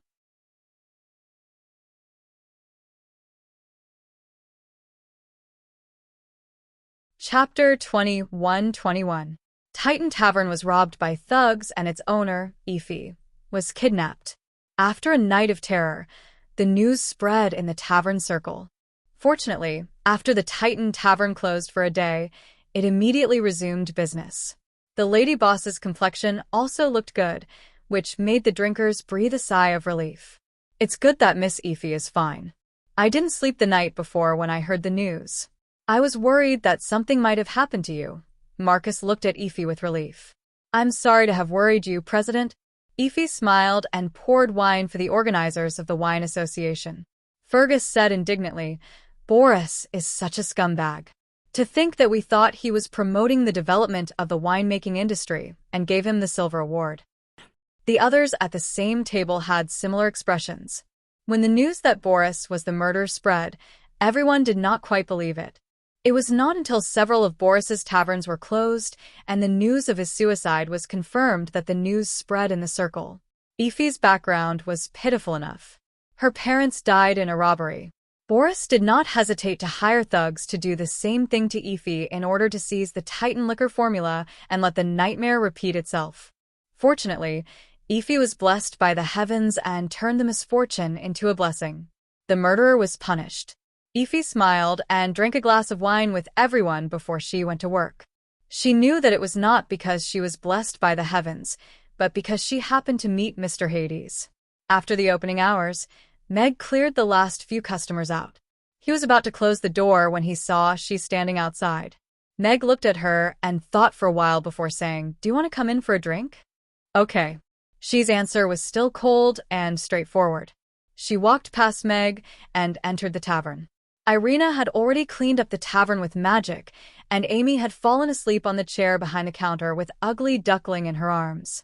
Annie had just taken out her paintbrush and sketchbook from under the counter and was about to start her work for the night. She wants to drink some wine, Meg explained to Irina. What would you like to drink? Irina looked at she and asked. She was like a lady boss serving customers. Moutai, she said. Irina took a bottle of Moutai from the wine cabinet and gently waved her hand before it landed on the table in front of she. Thank you. She sat down and said, but her eyes fell on Anne. Annie subconsciously hugged the sketchbook in her arms tightly. She was instinctively afraid. And, go upstairs and draw first, but you have to go to bed early tonight. Meg took a step forward and blocked she's line of sight. He smiled and said to Anne. Annie nodded obediently and ran upstairs with the sketchbook and brushes in her arms. What would you like to order? Meg turned to look at she and asked with a smile. He knew that she meant no harm to Anne. Otherwise, she would not have given him the ring. Judging from the current situation, the Ancient One had yet to show up to take Anne away, so his impression of she was still at the guest stage. Moreover, she had saved their lives back in the ice field, so it was only right for them to make a few dishes to go with the wine. She glanced at the menu on the wall and said calmly, I'll take all of them. That's an adult's willful words. Meg raised his eyebrows, but did not reject AI Faye's request. He was ready to go into the kitchen to cook. She's voice rang again. Meg stopped and was a little surprised by she's calm tone. For the first time, there was a strange fluctuation in his voice. She still looked indifferent and said, Red braised pork. Do you know how to make it? Red braised pork? I do. Meg nodded and looked at she strangely. It seemed that Anne's comic skills were good enough to make she mention red braised pork. She's eyes showed a hint of surprise, but she quickly hid it. She pondered for a while and said, Then add a helping of red braised pork. Red braised pork? That'll take a while, Meg said. Red braised pork was not difficult to make, but it needed time to stew slowly. It was not a dish that could be served casually. It's okay. I have time, she said calmly. But I want to sleep. Meg frowned. She was stunned and looked at Meg. This guy wants to reject me? How about this? Give me a battleship in exchange for a helping of red braised pork, Meg said in a negotiating tone. Impossible, she said coldly, without thinking. This human was delusional. He wanted to use a portion of food to exchange for the most advanced battleship of the ancients. Then a main cannon is fine too. The one that repelled Cthulhu in one shot. Meg lowered his request. She just looked at him quietly and did not even bother to say a word. I don't want an electromagnetic cannon. Even a normal main cannon will do. Meg did not want to give up.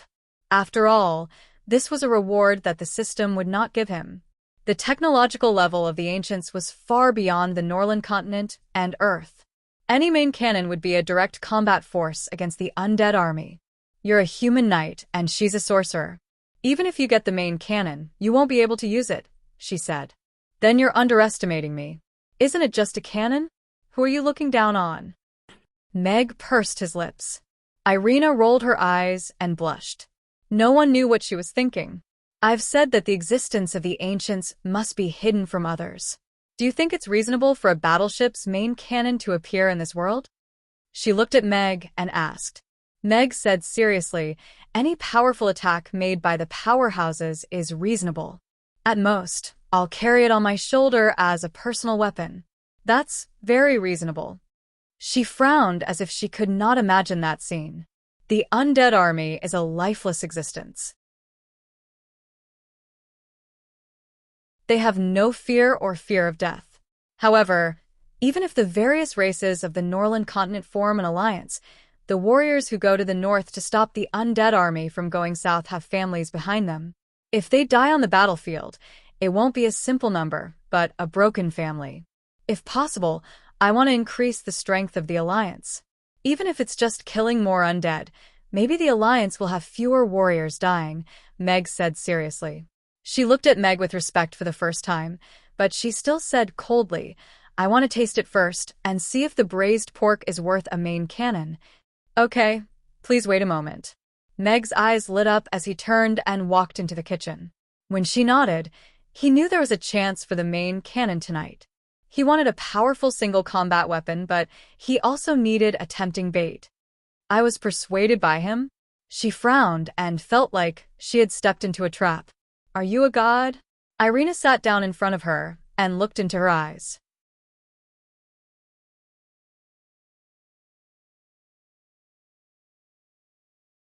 Chapter 21-22. She looked at Irina. She was a young and beautiful elf with astonishing talent. She had already reached the pinnacle of power on the Norland continent. Among all the major races on the Norland continent, she had the best impression of the elves. They were beautiful, kind-hearted, and yearned for freedom. They had a high affinity with nature and were very cohesive. Oh.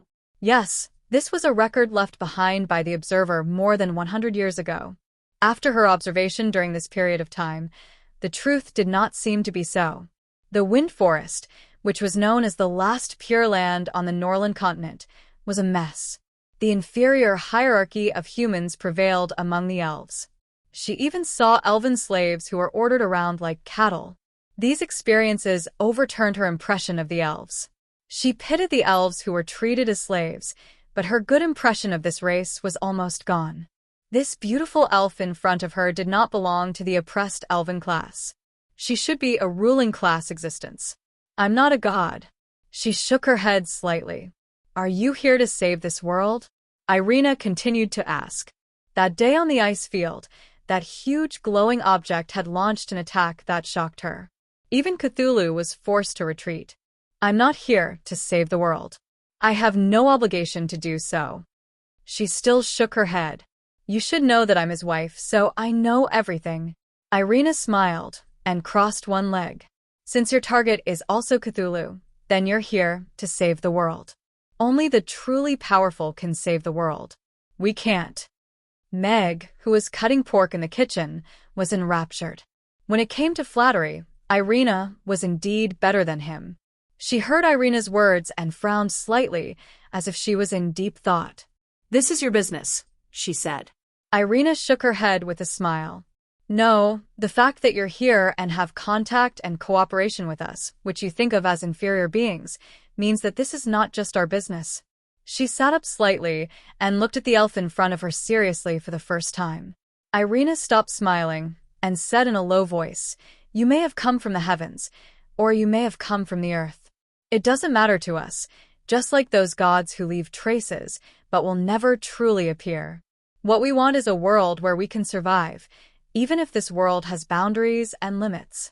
So we can continue to stay in this world that isn't too rich, but you have to let us live, even if it's just to reseal those guys." She looked at Irina in silence for a long time before saying, "I'm the limit of what the Ancient One can do for this world, and I have to make sure that I don't expose the existence of the Ancient One. According to the requirements, you shouldn't be in this world anymore, or you shouldn't have this memory and this conversation. If you are the limit of the Ancient Ones, then you can only choose to cooperate with us." Irina leaned back in her chair and smiled.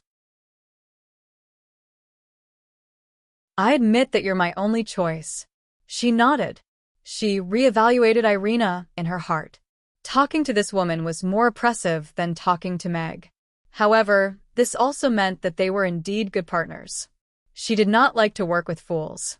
If the Ancient One can't send people, perhaps you can provide weapons and rearm the various races of the Norland continent.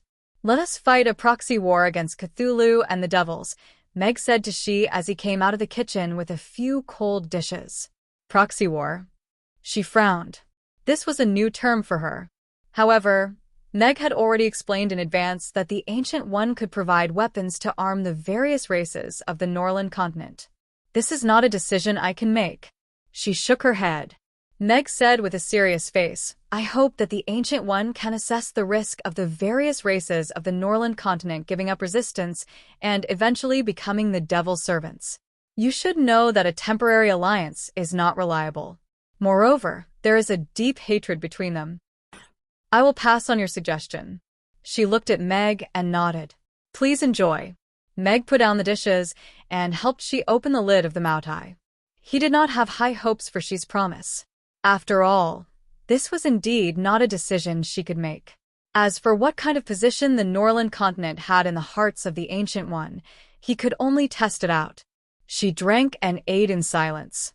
Irina took a wine glass for herself, poured a glass of wine, and sat opposite her to drink.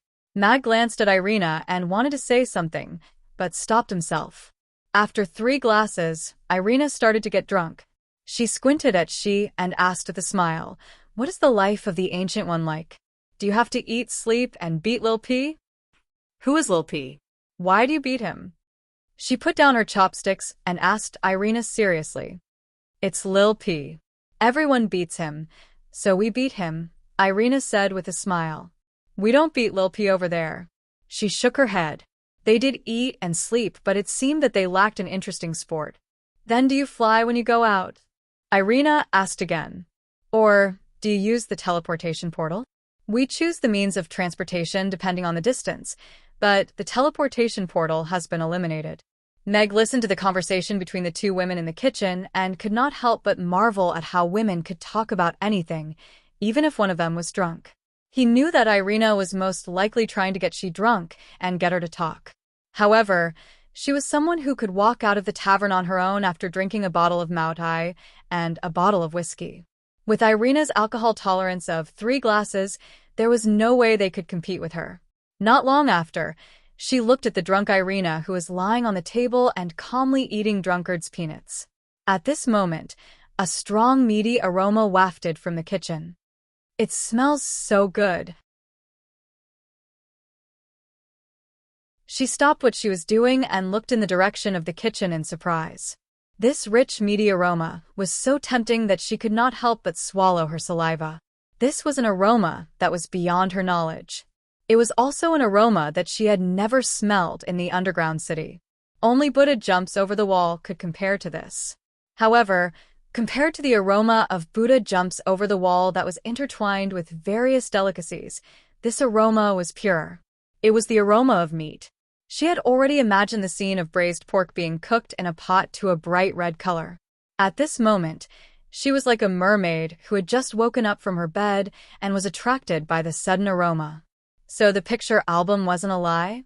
She picked up the glass and took a sip to calm her nerves. She could not help but look forward to it.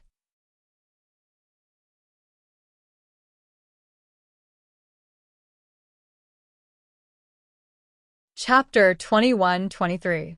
After simmering for an hour, the red braised pork was finally ready to be cooked. She, who had finished 2 bottles of wine, stretched her neck and looked in the direction of the kitchen. She eagerly watched Meg walk out with a bowl of red braised pork. "Your red braised pork." Meg put down the bowl in his hand. The red and shiny red braised pork trembled and looked even more tempting. "Thank you." She thanked him, but her eyes were fixed on the red braised pork in front of her. It was the first time in her life that she was so eager for food. The cube-shaped red braised pork looked almost the same as in the picture album. However, compared to the picture, the red braised pork in front of her was more impactful. The oil shimmered under the light and the tempting meat aroma in the air. She opened her mouth slightly and swallowed. Her expression was exactly the same as the Little Mermaid in the picture album when she saw the red braised pork for the first time. "Isn't there a bowl of rice?" She looked up at Meg and asked. Meg was slightly stunned and could not help but laugh. "You're quite strict." In the picture album, in addition to a bowl of red braised pork, there was also a bowl of rice on the table. Red braised pork was not a dish that went well with wine. No matter how well it was made, it would still be greasy. However, with a bowl of white rice, it was complete. She was not in a hurry to eat because in the picture album, the Little Mermaid ate the red braised pork soup with rice. It looked much more delicious than the red braised pork alone. Soon, Meg came out with a bowl of rice. It was also a new rice that he cooked when he stewed the red braised pork. "Thank you." She took the bowl and thanked Meg. She picked up the chopsticks and was ready to eat. "Wait a minute. We just said that if you're satisfied with this red braised pork, you'll give me a main cannon. Is that okay with you?" Meg looked at she and said. She looked at Meg and then at the red braised pork in front of her. She hesitated for a moment before nodding. "Okay, please enjoy." Meg put away the tray and took 2 steps back. She picked up her chopsticks and picked up a piece of braised pork. The wild boar meat had been cut into long cubes. The thick gravy had dyed the wild boar meat a deep red. The fat and lean meat was soft and springy to the touch. This human's knife skills are really amazing. She looked at the equilateral pieces of meat with admiration. Even the angle was almost the same. She then put the meat into her mouth. The soft wild boar meat almost melted in his mouth. The lean meat was crisp and tough, dry but not dry. The skin of the meat was smooth and tender but sticky. The bite was almost non-existent. With a light bite, the fragrant and sweet gravy overflowed from the meat. The deliciousness of the wild boar meat was perfectly unleashed at this moment. It was fatty but not greasy, fragrant, sweet, and soft. This smell. She's eyes widened as if a giant black boar had suddenly crashed into her heart. The feeling of running around was just like the feeling of her heart racing. His taste buds were cheering, and his body was trembling with excitement. The feeling of joy from the deliciousness was so strong. Our lips parted slightly, and she couldn't help but let out a soft moan. It was too wonderful. This feeling was exhilarating and also made him feel blessed. However, she quickly realized her gaffe. Her face blushed a little as she picked up the bowl in front of her and ate a mouthful of rice. The soft rice had the fragrance of new rice. The more she chewed, the sweeter it became. It perfectly took away the greasy feeling of eating the red braised pork. It was simply there for the red braised pork. She understood now. The picture album was real. Even she couldn't resist such delicious red braised pork, let alone the Little Mermaid, who was ignorant of the world. Marrying a prince who could make delicious braised pork didn't seem to be an unimaginable thing. This was not a story of love at first sight, but a story of being tempted by delicious food. Thinking about it this way, the story became much more reasonable. The Little Mermaid must be desperate at the thought of not being able to eat such delicious red braised pork in the future, and seeing the chef she reserved for a lifetime being snatched away. She couldn't help but put another piece of red braised pork into her mouth. Feeling the deliciousness on the tip of her tongue, she couldn't hide the smile on her face. The bowl of rice was soon empty, but there were still a few pieces of red braised pork in the bowl. She didn't even have time to eat the soup that she had been longing for. Just when she was hesitating whether to ask Meg for another bowl of rice, Meg had already placed a new bowl of rice in front of her and put a spoon in the bowl of red braised pork. She looked up at Meg and had a good impression of this human for the first time. At least when it came to food, he was indeed very understanding. Meg smiled. If it weren't for the main cannon, he would have hugged his wife and slept on the hot brick bed. Who would wait on her here? Soon, she finished another bowl of red braised pork soup with rice. Burp. She covered her mouth and burped. This feeling of satisfaction was simply too comfortable. Thank you for your hospitality. The red braised pork is delicious. She looked at Meg and said seriously, "Thank you."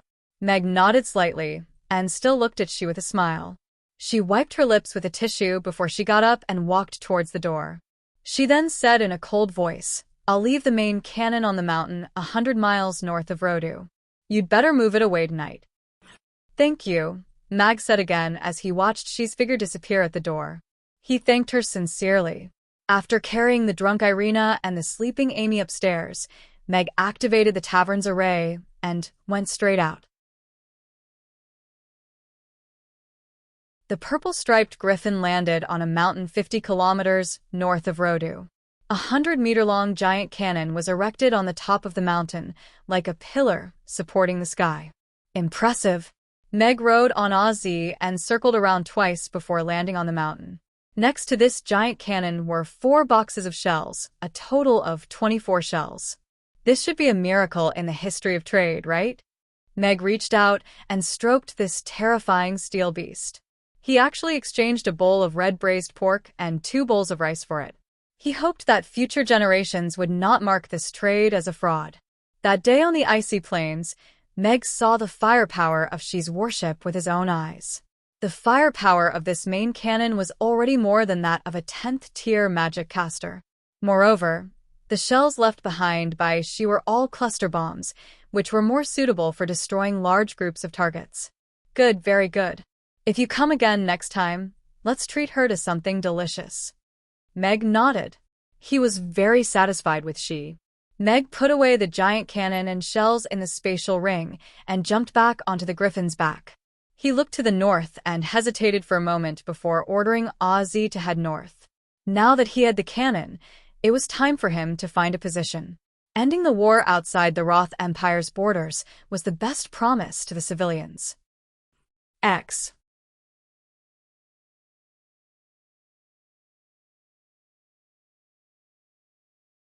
Chapter 21-24. Meg walked around the outskirts of the ice field and didn't find any traces of the undead army for now. However, he saw many spies from the Roth Empire entering and leaving the ice field. He could tell that Andre had started to treat this matter seriously when it concerned the survival of the Empire. Meg chose a few locations and marked them on the map before returning to Rodu. He wasn't sure what Cthulhu was thinking about now, but before the Allied army formed and headed north, the undead army didn't show any signs of heading south. That was the best news for now. And the day after tomorrow, all the races would hold a meeting in Chaos City to re-sign the peace treaty and establish a new alliance to resist Cthulhu and the undead army together. Connie is surprisingly capable. Meg received the latest news from the orcs early the next morning. The Fok tribe had taken over the August tribe, and the orcs who had been divided for many years were united. They elected the chief of the Fok tribe, Connie, as their chief. Meg was a little dazed.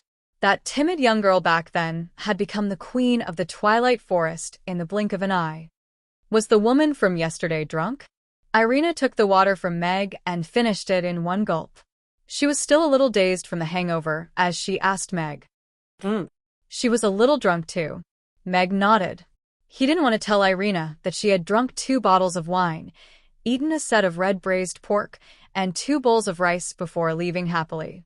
That would be too cruel. As expected, Irina immediately perked up after hearing that.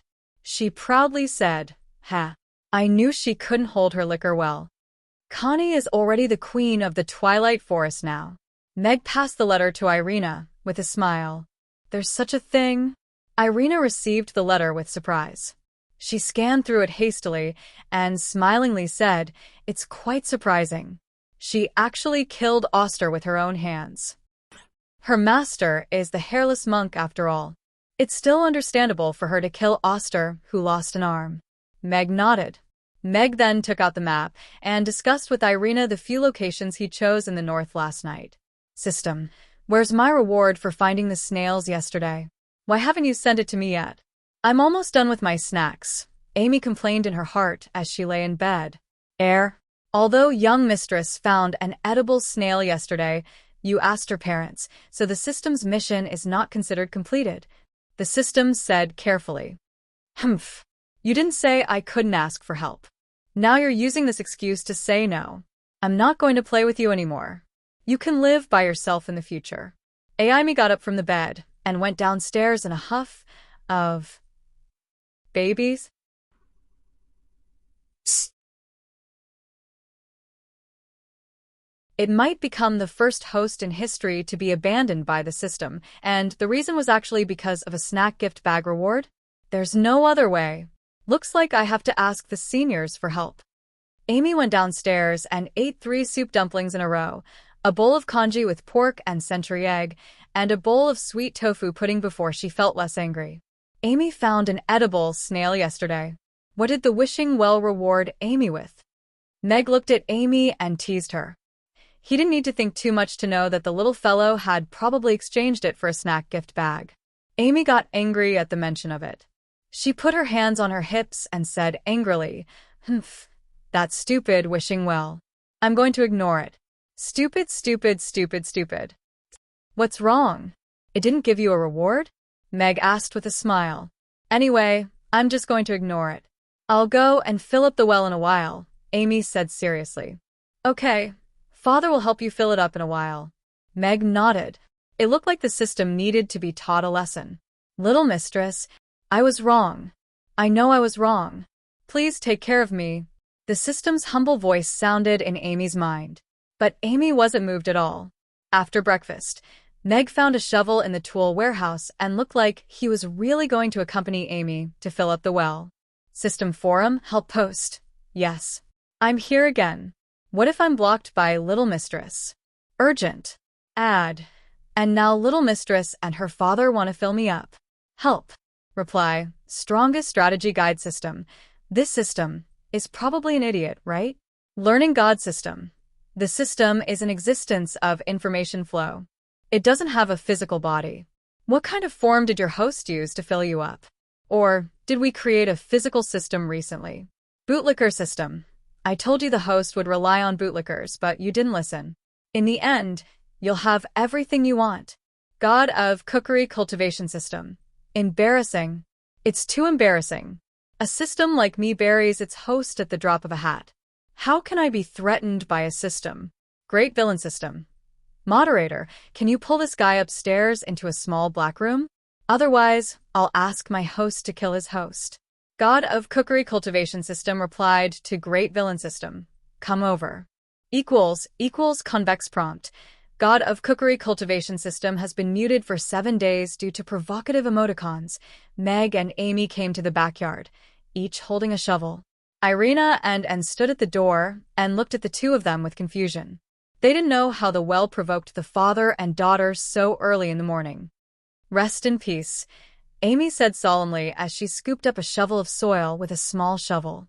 Then she was about to pour the soil into the well. Then, a miraculous scene appeared. Bags of snacks overflowed from the mouth of the well, and they kept gushing out. Ow. Amy stopped what she was doing and looked at the Mimi shrimp crackers that fell by her feet. Then, she looked at the snacks that kept gushing out of the well, and her eyes lit up. This is? Irina and looked at the scene with surprise. You prepared this? Irina looked at Meg and asked. You could say so, Meg said with a smile. He planned to help Amy hide the secret of the system, including from Irina. Wow. Is this the new type of potato chip? Lime-flavored? I don't think I've eaten it before. Amy's shovel was nowhere to be found. In its place was a large bag of potato chips, which she had already torn open and started eating. As for the matter of filling the well, she had already thrown it to the back of her mind. See, this little foodie is so easy to please. Little ancestor, are you satisfied now? The system's voice sounded in Amy's mind. Seeing that there are so many snacks, I'll forgive you for now.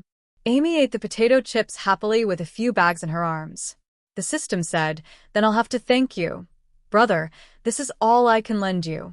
Remember to pay me back next month 5 points. Thank you, big brother. We're brothers in the same boat, so you have to take care of me in the future. Bullshit. Who's your brother in the same boat? I've always been domineering and mean what I say to the host. You have to learn from me in the future and be a system with principles and standpoints. Okay, the deal is over.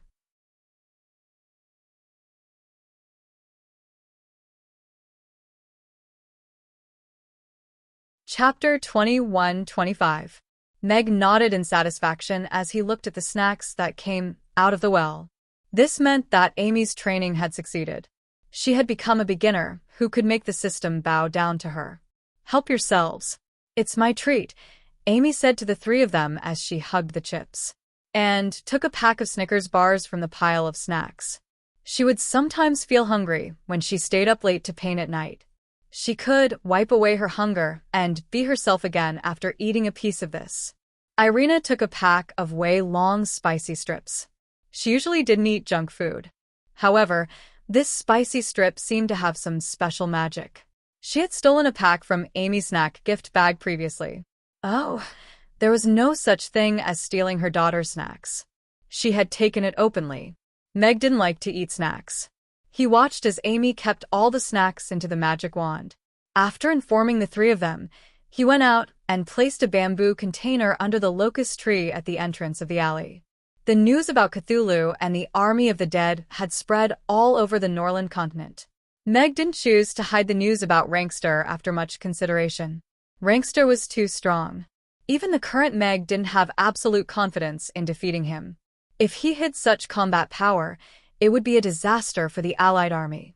He also didn't have a way to save Rankster from being controlled. Even if she intervened, she could only bring them out of the encirclement of Cthulhu and the army of the dead. Elizabeth had already left the restaurant. It was unknown if she already knew about this news. Meg knew very well what Rankster meant to Elizabeth. If she knew about this, she would definitely go to the polar ice field before the Allied army fought with the army of the dead. This was what worried Meg the most. Rankster might still have a trace of consciousness left, but Cthulhu had absolute control over him in the polar ice field. Even if Elizabeth appeared in front of him, she wouldn't be able to make him recover. The bigger possibility was that she would be torn apart by the wandering army of the dead before she could see Rankster. Hence, he wanted to make use of Chaos City's intelligence network to find Elizabeth and stop her. Are you worried about Elizabeth? Irina asked softly when she saw Meg return with a heavy heart. Meg nodded and sighed softly. Yes. If she appeared in the extreme northern ice field now, I'm afraid she would become like Rankster. She is very smart. I believe that she will not put herself in danger. Irina shook her head slightly. I hope so. I have already asked Chaos City to help look for her. Her presence might make it easier for us to deal with Rankster during the final battle. Meg could only wait for news at the moment. He still had to return to Chaos City to attend the meeting tomorrow, so he hoped to get some good news. By the way, what's the situation in the Wind Forest? Given the current situation, do you have the confidence to take down the City of Life with me? Meg asked Irina. Previously, I had been wondering why Helena's attitude suddenly became gentle and even allowed the system that she had created to collapse. Now, it seems like she has taken a step back in order to advance. Irina shook her head. Currently, the chaos in the Wind Forest has gradually subsided, and the living conditions of the lower-class elves have improved to a certain extent. Although the elves who were originally nobles have lost some of their privileges, they still maintain their superior conditions in all aspects. The sharp class conflict has been resolved. The slaves at the lowest level have already left the forest, and the basic conditions for a large-scale rebellion have disappeared. Irina shook her head. Indeed, the older the ginger, the spicier it is. Meg also felt a little emotional. Helena seemed to have lowered her head and compromised on the surface, but she did not lose control of the elves and used a gentle method to resolve the internal conflict.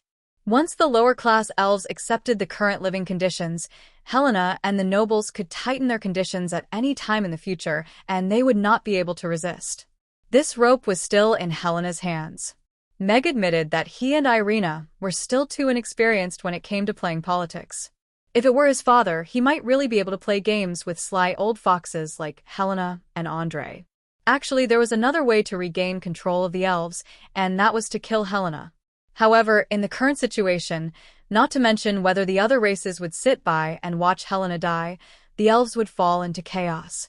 Meg, who knew the strength of the undead army and Cthulhu best, would not do something like cutting off one of his own arms. Let's talk about it after this alliance war ends. Cthulhu and the undead army are our most important opponents now, Meg said. Okay. Irina nodded and said, but I plan to make a trip to the Wind Forest tomorrow to retrieve something. Okay. Meg nodded and did not ask any further. Golden Dragon Island, Golden Palace. Lewis looked at the seated golden dragons and asked, how is it? Have you found Elizabeth? Chief, we have searched all over the Norland continent, but we did not find Elizabeth. Jinx stood up and shook his head. The other giant dragons shook their heads as well. Where did this last go? Lewis frowned. I wonder if the frost dragons are looking for her. She is a frost dragon, after all. Her kind might be able to sense her presence more easily. Jinx pondered and said, I'm afraid they didn't even look for her. All right, let's put this matter aside for now. As for tomorrow's meeting, the Dragon Island meeting has already come to a conclusion yesterday. Douglas and I will go as representatives. You guys stay on the Dragon Island and get ready to head north at any time. At the same time, in the Frost Dragon tribe's Frost Palace, all the giant dragons gathered with solemn expressions. The third elder looked at Douglas and said, Great Elder, we still haven't found Elizabeth. However, there are already people waiting at the border of the polar ice plains. If she heads north, we should be able to stop her before she enters the ice plains. Where did this girl run off to? Douglas's brows were tightly knitted together. In my opinion, we don't have to bother about this damn lass. I have long known that Rankster is not a good person. He was in dire straits several times back then, but he could appear again. I thought he was lucky, but it turns out that he had already become the devil's puppet. Now, the dragons are all gossiping about us frost dragons. They say we release the devil, and they have to be wary of us betraying them during the battle, the second elder said angrily. All the elders present did not look too good, either. There had been a lot of gossip on Dragon Island these few days. The Frost Dragon tribe was indeed in a worrying situation. Shut up. Douglas glared at the second elder coldly. His terrifying aura even froze the air.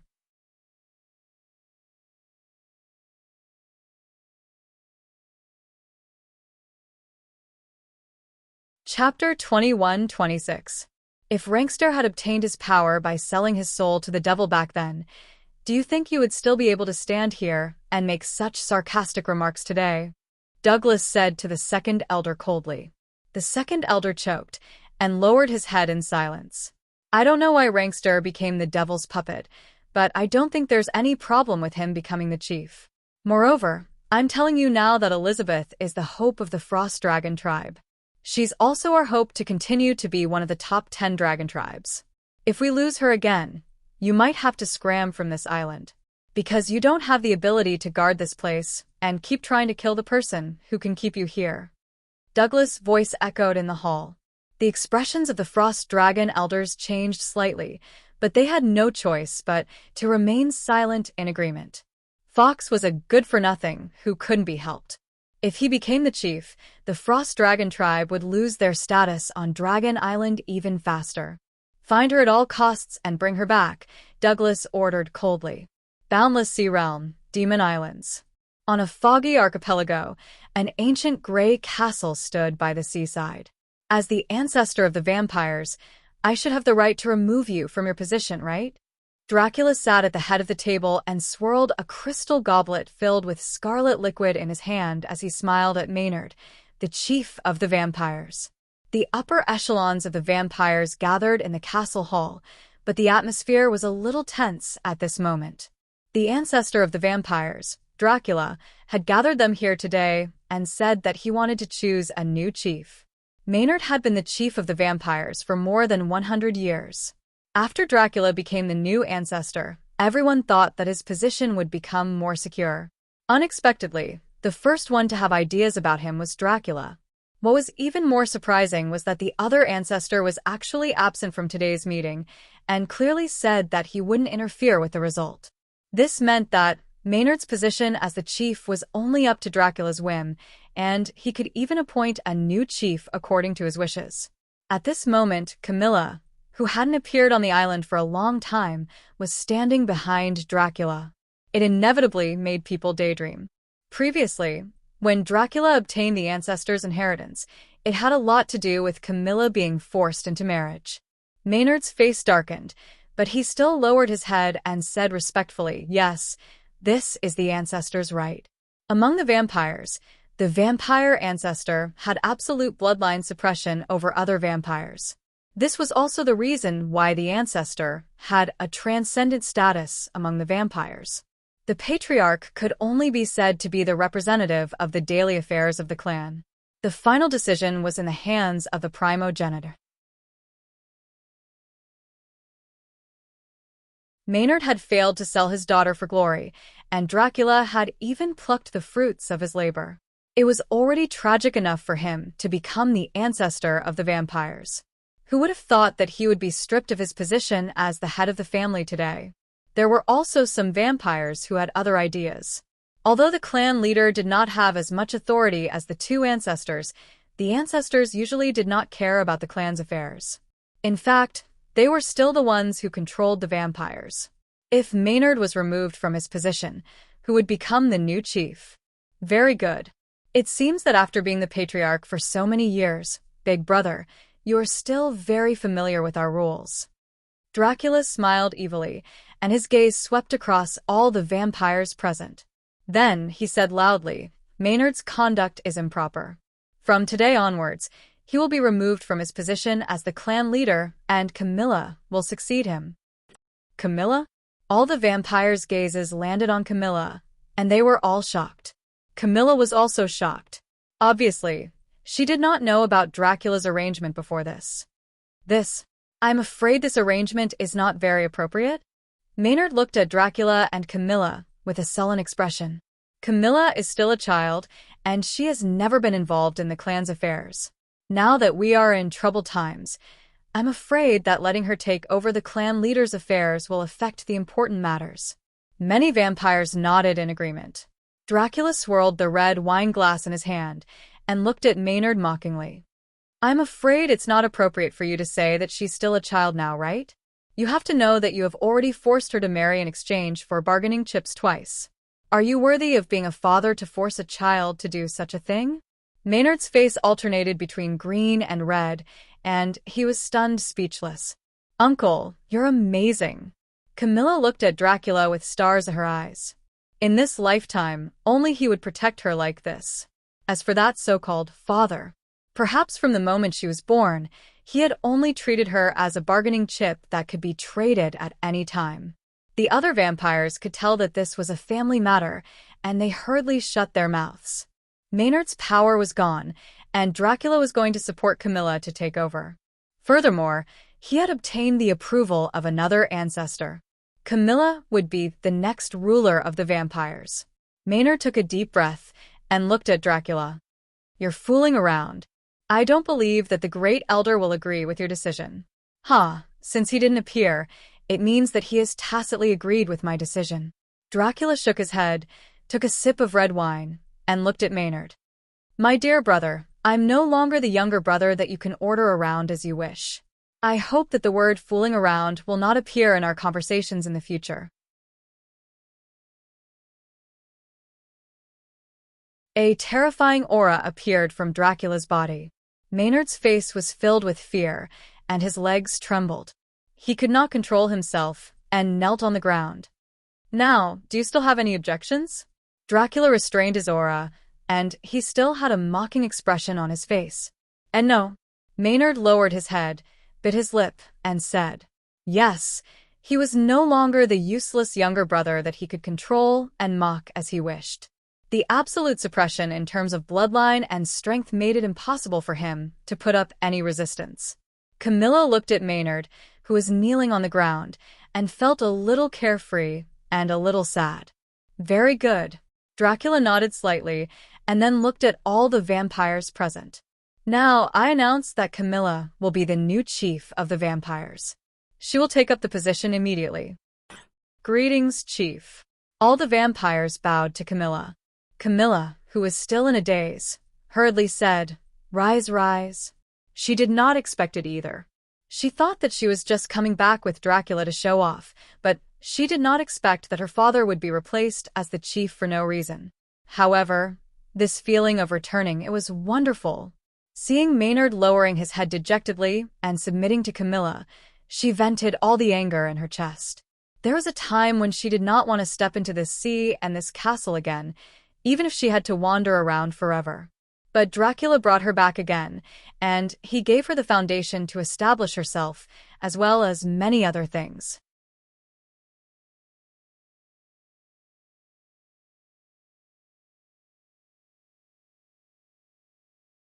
Chapter 21-27.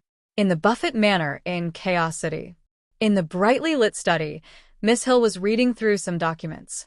Her secretary walked in and looked at Miss Hill as she said, "Young mistress, the locomotive engineering department has been fully invested in cannon research and production. The engineers and workers are very enthusiastic."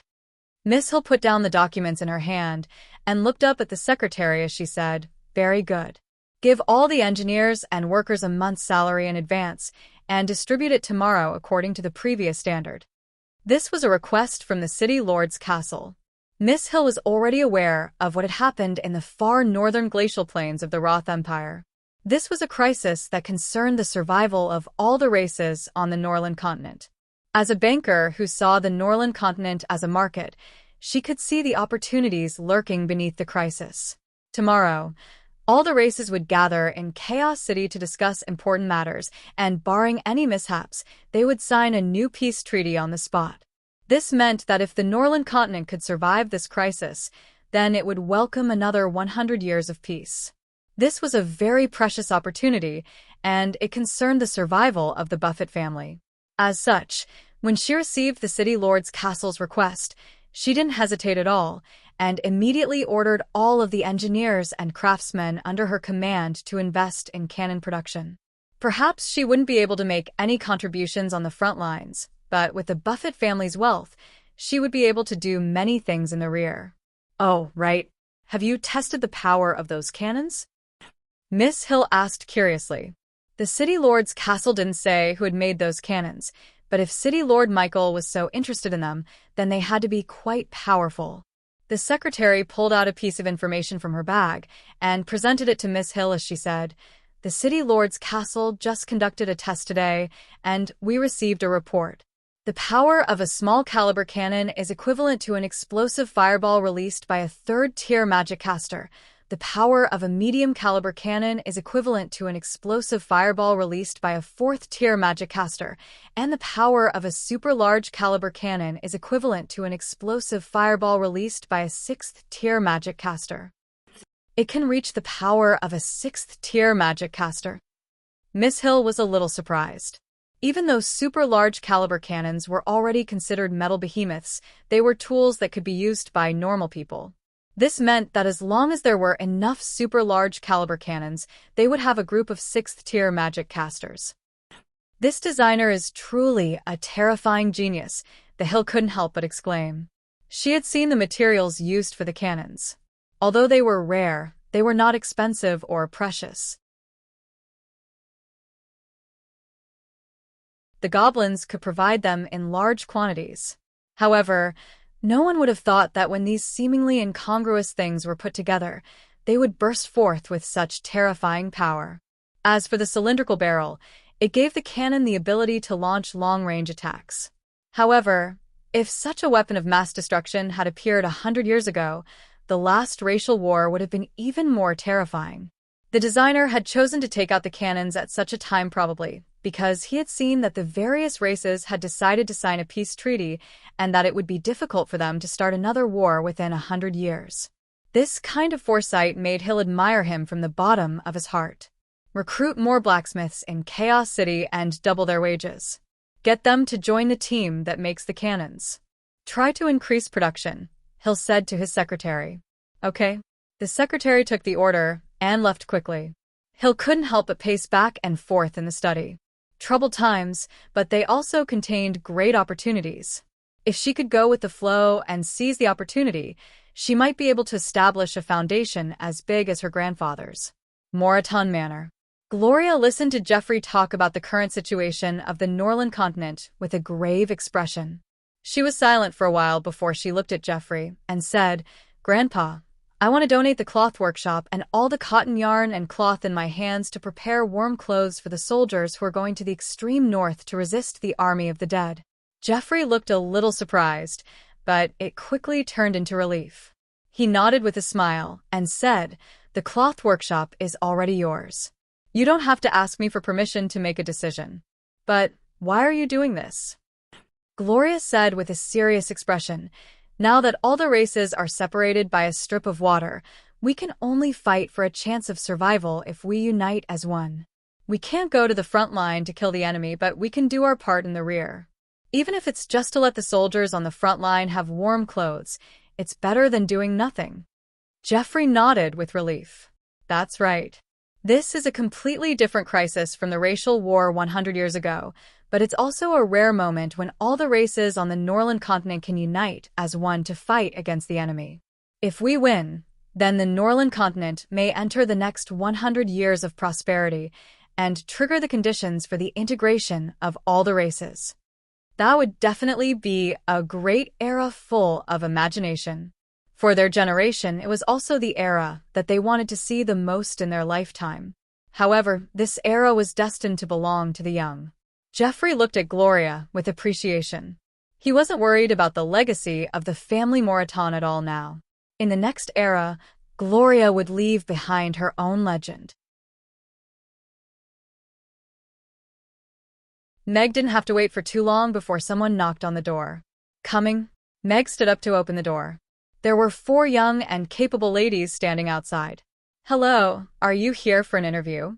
Meg asked the 4 ladies with a smile. "Yes, Boss Ev introduced us to you for an interview." The leader was a short-haired lady with a gentle smile. Meg stepped aside. "Please come in." The 4 ladies walked in. Judging from their aura and demeanor, they seemed to be experienced. They didn't seem to be restrained at all. They were calm and made people feel comfortable. "Please take a seat." Meg poured a glass of water for them and then sat opposite the 4 ladies with Irina. They were sizing up the 4 ladies who came for an interview, and the 4 ladies were sizing up the young boss and his wife. They originally wanted to interview at the Titan Tavern.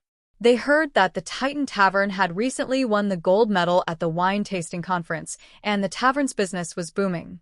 However, Miss Ev had recommended them to the Saipan Tavern across the street yesterday. It was said that the Saipan Tavern had also won the gold medal at the wine tasting conference. Furthermore, the tavern didn't have any employees. They were in need of manpower, so they offered a good salary. Meg spoke first. "I'm Hades, the owner of this Saipan Tavern. This is the lady boss. Can you introduce yourselves? It's best if you can tell us your work history separately." "I'm Jones, 18 years old this year. I've been a waiter in a tavern and restaurant for 5 years, and a small foreman for 1 year," the short-haired lady said first.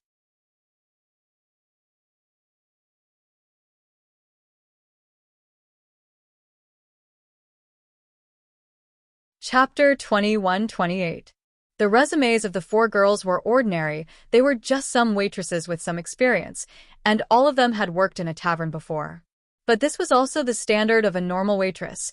How could there be so many princesses and queens for him to pick up? The good thing was that Effie had obviously chosen them. These 4 girls had good characters. They were all down-to-earth people. The advantage of being experienced was that they could start working immediately after being recruited. There was no need to train them slowly.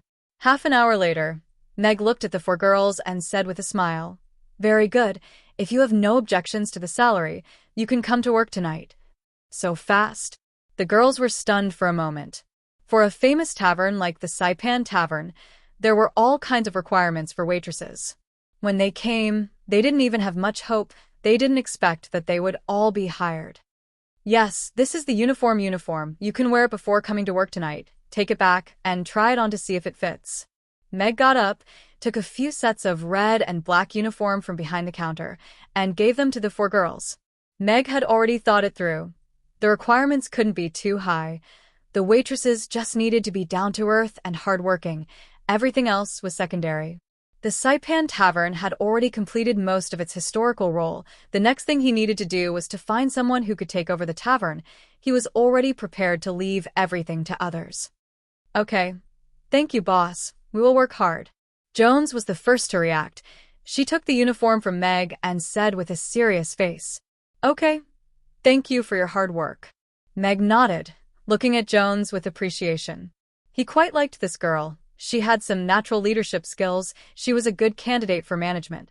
The other three girls also took the uniform and thanked him. They couldn't hide the joy on their faces. The boss was very generous. At least the salary he gave was very generous. A base salary of 5,000 and a commission according to the daily turnover of 100,000. Their monthly salary might be over 10,000. This was something they didn't even dare to imagine. An ordinary waitress with a salary of 3,000 copper was already a very good salary. By the way, Jones, stay for a moment. I have some questions I want to ask you alone. Meg said to Jones, who was about to leave. Okay. Jones said goodbye to his companions and returned to his seat. I plan to make you the team leader. As a manager, your monthly salary will be 2,000 copper coins more than to an ordinary waiter. However, you'll be responsible for connecting everyone's work and maintaining the team's enthusiasm. Do you think you are qualified for this job? Meg went straight to the point. Jones was a little surprised, but he reacted quickly. After thinking seriously for a while, he nodded solemnly and said, "Thank you for your trust, boss. I believe that I can do this job well." Meg nodded and said with a smile, "Okay, then come to the tavern an hour earlier this evening. I'll tell you the details of your job." Jones nodded and then left. That's it. After the girls left, Irina turned to look at Meg and asked, "I know they're not as exceptional as your elves, but they're the most exceptional waitresses in Rodu," Meg said with a resigned expression.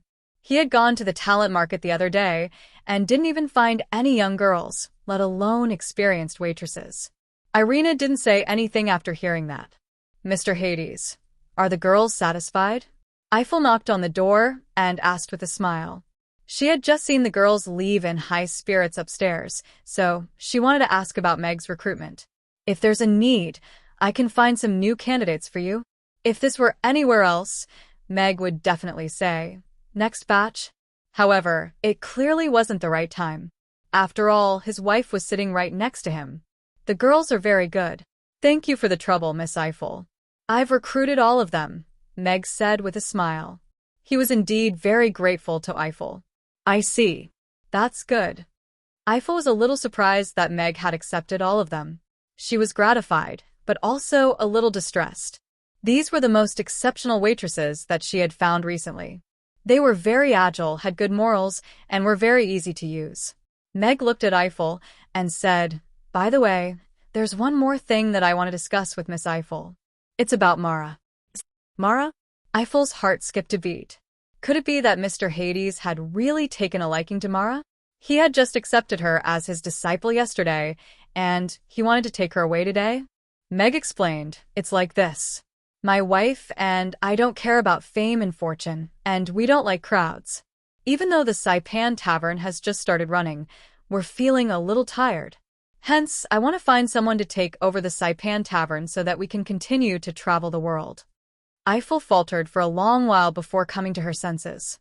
"You're saying you don't want to run the Saipan Tavern anymore?" "We're not planning to close it. We just want to find someone to take over the tavern so that we can wash our hands of it," Meg said with a smile. "So, you didn't choose Mara, did you?" A peculiar expression appeared on Eiffel's face. That girl, other than eating, there's nothing else in her mind. If you let her manage a tavern with such a booming business, it would collapse in a matter of minutes. Mr. Hades was a smart and steady person, so how could he make such a rash decision? Mara's cooking talent is good. I plan to teach her a few dishes that go with drinking, and then let her manage the tavern while I'm at it. Meg nodded, but, of course, this matter still depends on Miss Eiffel's attitude. After all, Mara grew up with you, so you're like her parent. Mara's temperament is good. She doesn't have any bad intentions. Eiffel shrugged and said a little helplessly, but because of this, her mind is quite simple. She's suitable to be a tool, such as brewing wine and cooking. But she's not suitable to be the manager of a tavern. This is completely beyond her ability. Then who do you think is the best candidate, Miss Eiffel? The Saipan Tavern is already one of the top taverns in Rodu. Business is booming, and there are all kinds of customers. We need a manager who's smooth and slick and can handle the situation, and such a candidate. Eiffel looked at Meg and Irina, who were both looking at her with smiles on their faces, and raised her eyebrows as she said, You don't want me to be the manager, do you? Miss Eiffel's abilities are outstanding, and her character is pure and kind. Furthermore, you've been managing taverns for many years, so you're indeed the best candidate, Meg said with a serious expression. But I still have the Titan Tavern to manage, Eiffel muttered to herself. Meg continued, I'll continue to recruit employees and draw up a work code. Miss Eiffel, you only need to be responsible for overall planning and management. If Miss Eiffel is willing to join us, I'll give you a share of the Saipan Tavern on the 3rd floor, and we'll be partners.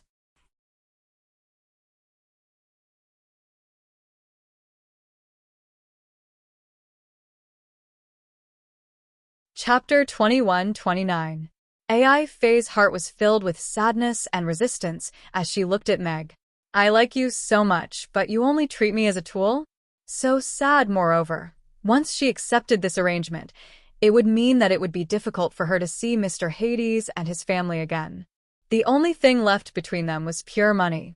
But under Meg's gentle and expectant gaze, the words of rejection that reached her mouth couldn't come out. She knew that she had fallen. If it was in the past, she would definitely say, Hatue, scumbag. Meg saw AI Faye's conflicted expression and said apologetically, I know this is a bit excessive, Miss AI Faye, please don't blame me. Just pretend that I didn't say anything. If he wasn't in a hurry to save the world, he wouldn't want to give up the tavern now. After all, he had to lead the charge to the north to fight with the undead army. I'll think about it. After all, this is not a small matter. AI Faye said with a smile. The conditions that Mr. Hades gave were actually very generous. With the current situation of the Saipan Tavern, she could get 20% of the shares just by managing it. Throwing away the emotional distractions, this was a huge sum of money. Okay, Meg nodded. The more serious AI Faye was, the more assured he would be to hand over the tavern to her. After all, it was a business worth tens of millions. It was impossible to just find someone else. AI Faye could be considered a veteran in this industry. She had been running the tavern alone for many years and had a lot of experience. As for Mara, just like AI Faye said, she was too simple-minded. Letting her manage the tavern was forcing her. Miss, are you here so early for a free meal? Mara carried a kitchen knife and rubbed her sleepy eyes as she came to the entrance of the tavern and whispered to AI Faye. Eat, eat, eat, you only know how to eat. AI Faye blushed and patted Mara's head. But we haven't had breakfast yet. Mara took a step back and looked at AI Faye with an aggrieved expression. I'm going to eat some soup, do you want to come? AI Faye smiled. Yes. Mara immediately nodded. She hadn't eaten for days and missed it. Master, I'll come back later, Mara said to Meg and left with AI Faye. Irina looked at AI Faye's back as she left. She looked at Meg with a smile and said, It seems like she's moved by you. There are millions of people who have fallen for me, but you're the only one in my heart. Meg looked at her seriously. Ah, glib tongue. Irina rolled her eyes at him, but she couldn't help but smile. Oh, women. Meg laughed in his heart. Since he had nothing to do in the morning, he took out the stack of information Fitch had given him. There was indeed no shortage of powerful veterans in the food and entertainment industry among the merchants who had provided the information as requested. However, forget about the medicine shop. What was with the coffin shop?